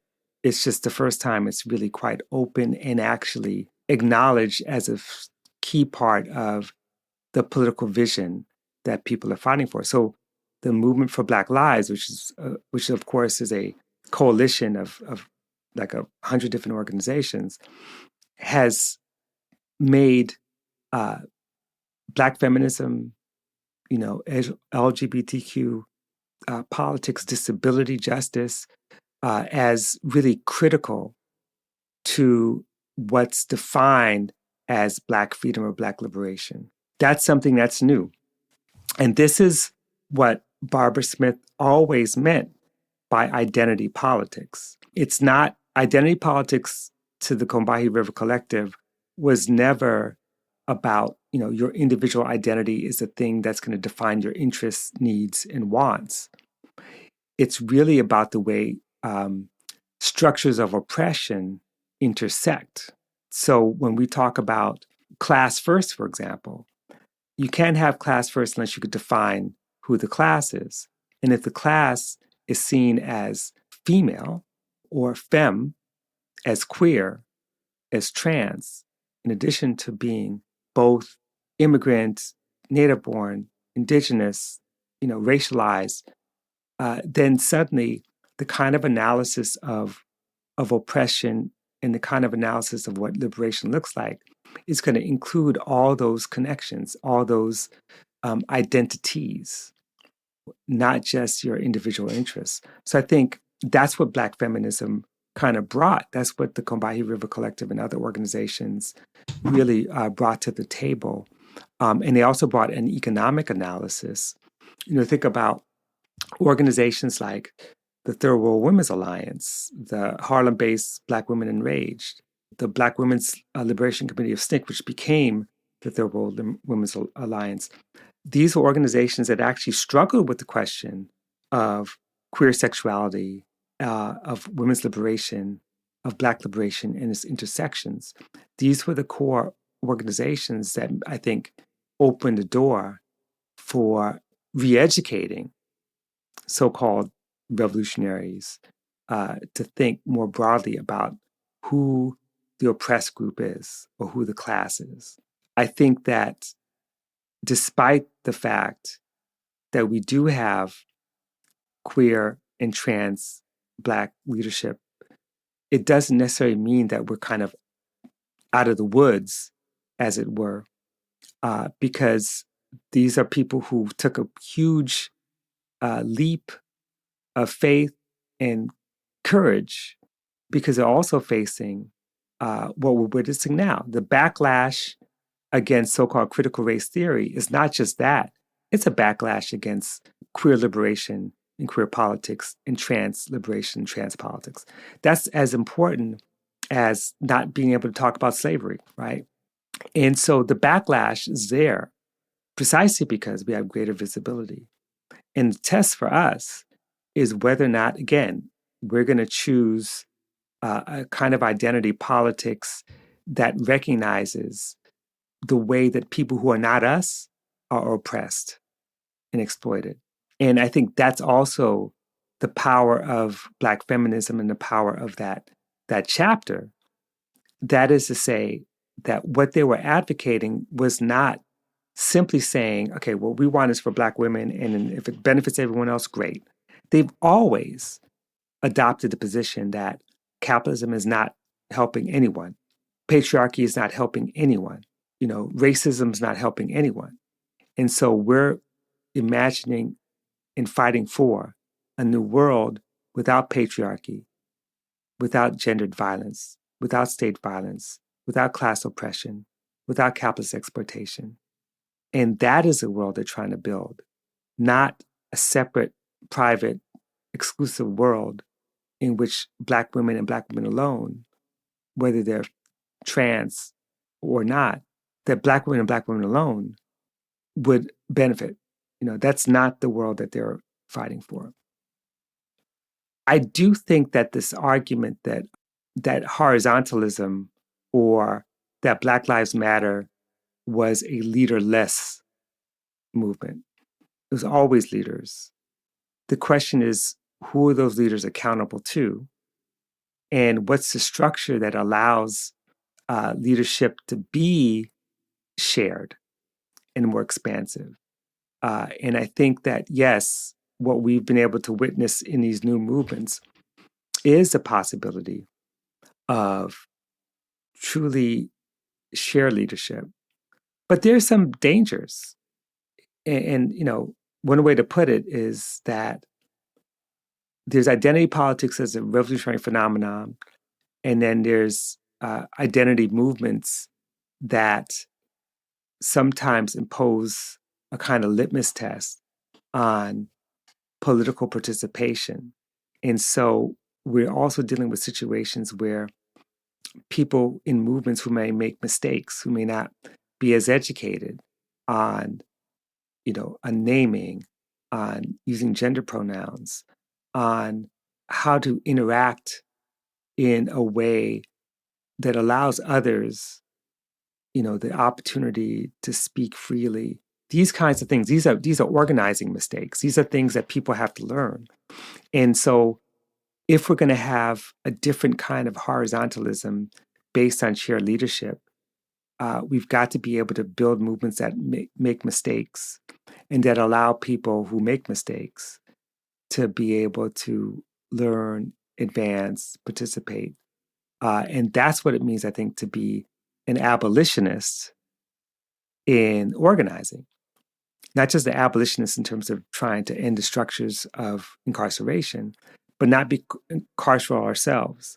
And one way to do that is to really meet people where they are, to do old-fashioned organizing where you don't assume everyone's at the same place or shares the same strategies, values, or language, but you build movement in struggle. It goes back to the original theme of the book that, one of the ways that we've been able to witness the emergence of Black women, queer, trans leadership is through struggle, through recognizing who has voice and imagination and capacity, and learning how to be with other people who are not like us. And that's the work of organizing. It's not easy, but it's transformative. Yep. I'm currently engaged in a lot of tenant organizing, targeting a couple hundred tenants who all share one slumlord. And just as someone doesn't, workers in a workplace, the thing that they have in common is that they were all hired by the same boss. The same kind of goes for a major slumlord like this. What brings these people together is that they all have the same slumlord, but they are Black, white, Latino, some are disabled, some are queer, some voted for Donald Trump. And we are trying to organize all of them. Because there they are, humanity. Right. And it's not easy. It's very hard. And one thing it does remind me of, though, so much of what we've been talking about in the first part of our conversation is Black freedom movement, Black organizations, Black autonomy, Black self-determination. But all the contemporary movements today have pretty much moved past any semblance of exclusionary politics, and they are bringing together people across the board in fighting along lines that are not necessarily tied to them. And this is what I talk about when I write about solidarity, that solidarity is not a market exchange. It's not something that's a commodity that I'll give you mine if you give me yours in exchange for something else. But what we're seeing in these new movements is a principled solidarity without the expectation that you're going to get something in return. So you show up at Standing Rock, you show up at the border, you show up in front of the LAPD police station, you show up wherever you need to show up for others, because you know your liberation is tied not just to your needs, but to the needs, the wants, the wishes, desires, and ending the oppression of others who you may not have any necessary identification with. But you know, the old-fashioned slogan is an injury to one is an injury to all. And so you don't need to be empathetic. What you need to do is be in solidarity, because empathy is a very dangerous thing. Empathy forces people to try to identify with and feel the other. And usually you only feel the things you recognize, not the things you don't, you know? So solidarity means you don't need to understand what people feel, but you need to stand there for them, because you know that oppression is oppression no matter what. To finish the interview, returning to where we started off, and this is a passage where you're talking about why you decided to write the book. You write, quote, "I kept encountering student activists disillusioned with both the academy and the liberalism of the Clinton era, who were seeking radical alternatives. Despite what seemed to me an abundance of radical organizations in our midst, they looked nostalgically to the 1960s, especially to the Black Panther Party, for what they believed were successful models of revolution. But I wondered, what does success mean for movements committed to fundamentally transforming society? Does it mean winning campaigns, taking state power, passing laws that are transformative? What does it mean to win, and why does it matter? The focus on winning was not limited to college students aspiring to become revolutionaries, but had been baked into movement culture with the expanded role of the nonprofit industrial complex." You continue, quote, "Unfortunately, too often our standards for evaluating social movements pivot around whether or not they succeeded in realizing their visions, rather than on the merits or power of the visions themselves. By such a measure, virtually every radical movement failed because the basic power relations they sought to change remain pretty much intact. And yet it is precisely these alternative visions and dreams that inspire new generations to continue to struggle for change. And I do not want you to mistake me for one of those socially challenged doctrinaire socialists selling newspapers at the entryway to whatever event that you criticize in the book. But how does utopian imagining, freedom dreaming, how does it relate to that work of evaluating our successes and failures and developing plans to win? Does this other way of thinking about politics, rooted in the assertion of dignity in the face of this ceaseless fight and the anticipation of living out radically different ways of organizing our world, need it be counterposed to discussions of victory and defeat programs and strategy? To put the questions in really concrete terms, in terms of my own political work, the time that I'm spending as a tenant organizer, I feel both a responsibility to really help them defeat their slumlord and materially improve their lives, but as part of that, necessarily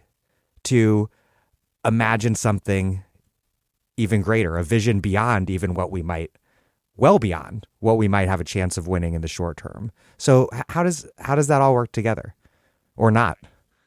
No, it all works together. And let me just say a couple things. One, I'm not against any language of winning, but part of what I'm arguing against is a couple things. One is the fact that so many organizations now in the 21st century depend on this nonprofit industrial complex, which is to say, sometimes the work involved requires base building. And there's a win there, the ability to establish a location, a ground, a culture, a sense of community in which people stick together for the long term. And if you cannot prove within a short period of time that you are winning a campaign, then you lose your funding. It's that simple. So if funders put their money behind winnable campaigns, then some of the more long-term work doesn't get funded and it cuts to the side. If you're building a movement around housing, there are a couple things you could do. One thing, of course, is to make sure people are not evicted, like immediately. That's a win. But if all you're doing is running around and making sure people don't get evicted, then you don't really have the time or luxury to think about social housing and how to win that. To think about whether or not there are some things other than legislative victories or approaches that could deal with the question of housing. Or you end up in a place like LA where people would say, oh, yes, we're fighting to house the homeless. And you end up supporting municipal practices in which homeless people have places to live, but they can't leave. It's like a carceral situation. That's what we're dealing with today. We got people who are like in these temporary housing situations, but they're policed. They have curfews. They have all this stuff. So it's like, you might as well go to prison. Let's just say that initially that sounds like a good idea and you realize it's not. The flexibility of not being caught into trying to prove that you're winning or losing is to see this as a protracted struggle, that even a win could reveal a contradiction. And if you think in those terms, then you're thinking about what is the long-term struggle to really build a movement and society that we need. And there's no possible way you can do it by having a checklist and check the things that are the victories and they accumulate. Because part of the critique of critical race theory, part of the argument of critical race theory, rather, is that sometimes what you win can be a loss. You could win legislation and things that end up tightening the screws.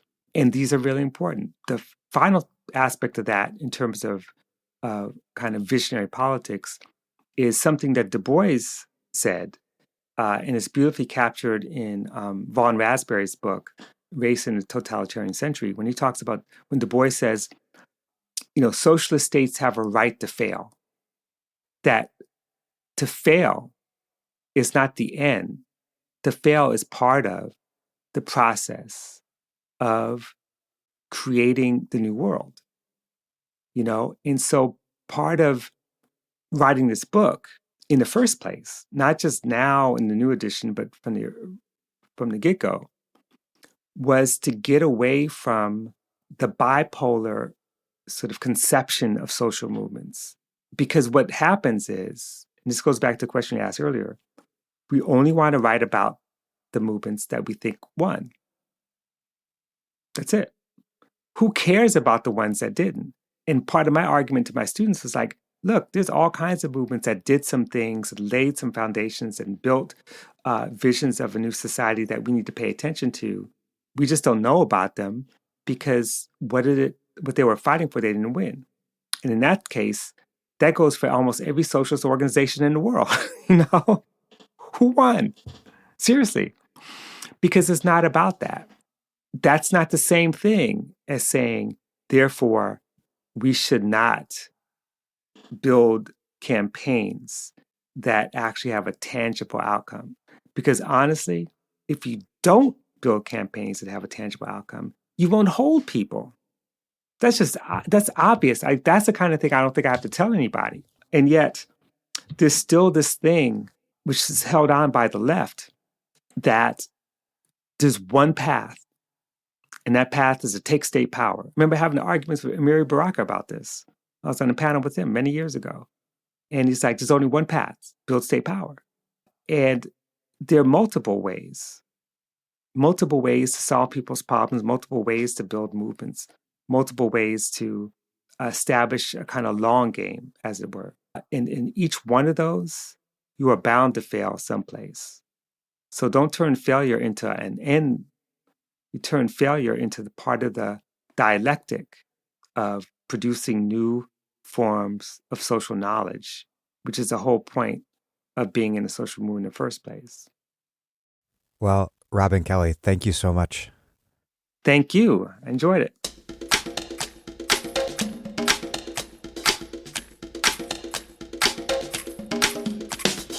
Robin D.G. Kelley is a professor of history at UCLA and the author of numerous articles and books, including Hammer and Hoe, Alabama Communists During the Great Depression, which you can find my interview with Robin on in our vast archives, and Freedom Dreams, The Black Radical Imagination, the book we were discussing today.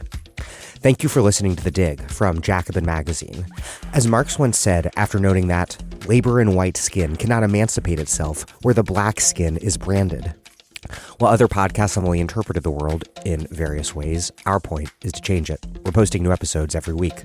The Dig was produced by Alex Lewis. Our associate producer is Jackson Roach. We are recorded at WBRU in Providence. Music by Jeffrey Brodsky. Our communications coordinators are Tamuz Frankel and Sylvia Atwood. Our senior advisors are Theorio Francos and Ben Mabey. Check out our vast archives at thedigradio.com. Follow us on Twitter at thedigradio, and please do find us wherever you get podcasts and subscribe. If it's on iTunes, please rate and review us. Those reviews help introduce us to new listeners, but what really does that is you telling other people to check out the pod. Please make propaganda for us. And do find us at patreon.com and make a monthly contribution to keep this operation up and running strong. Even a few bucks a month is huge.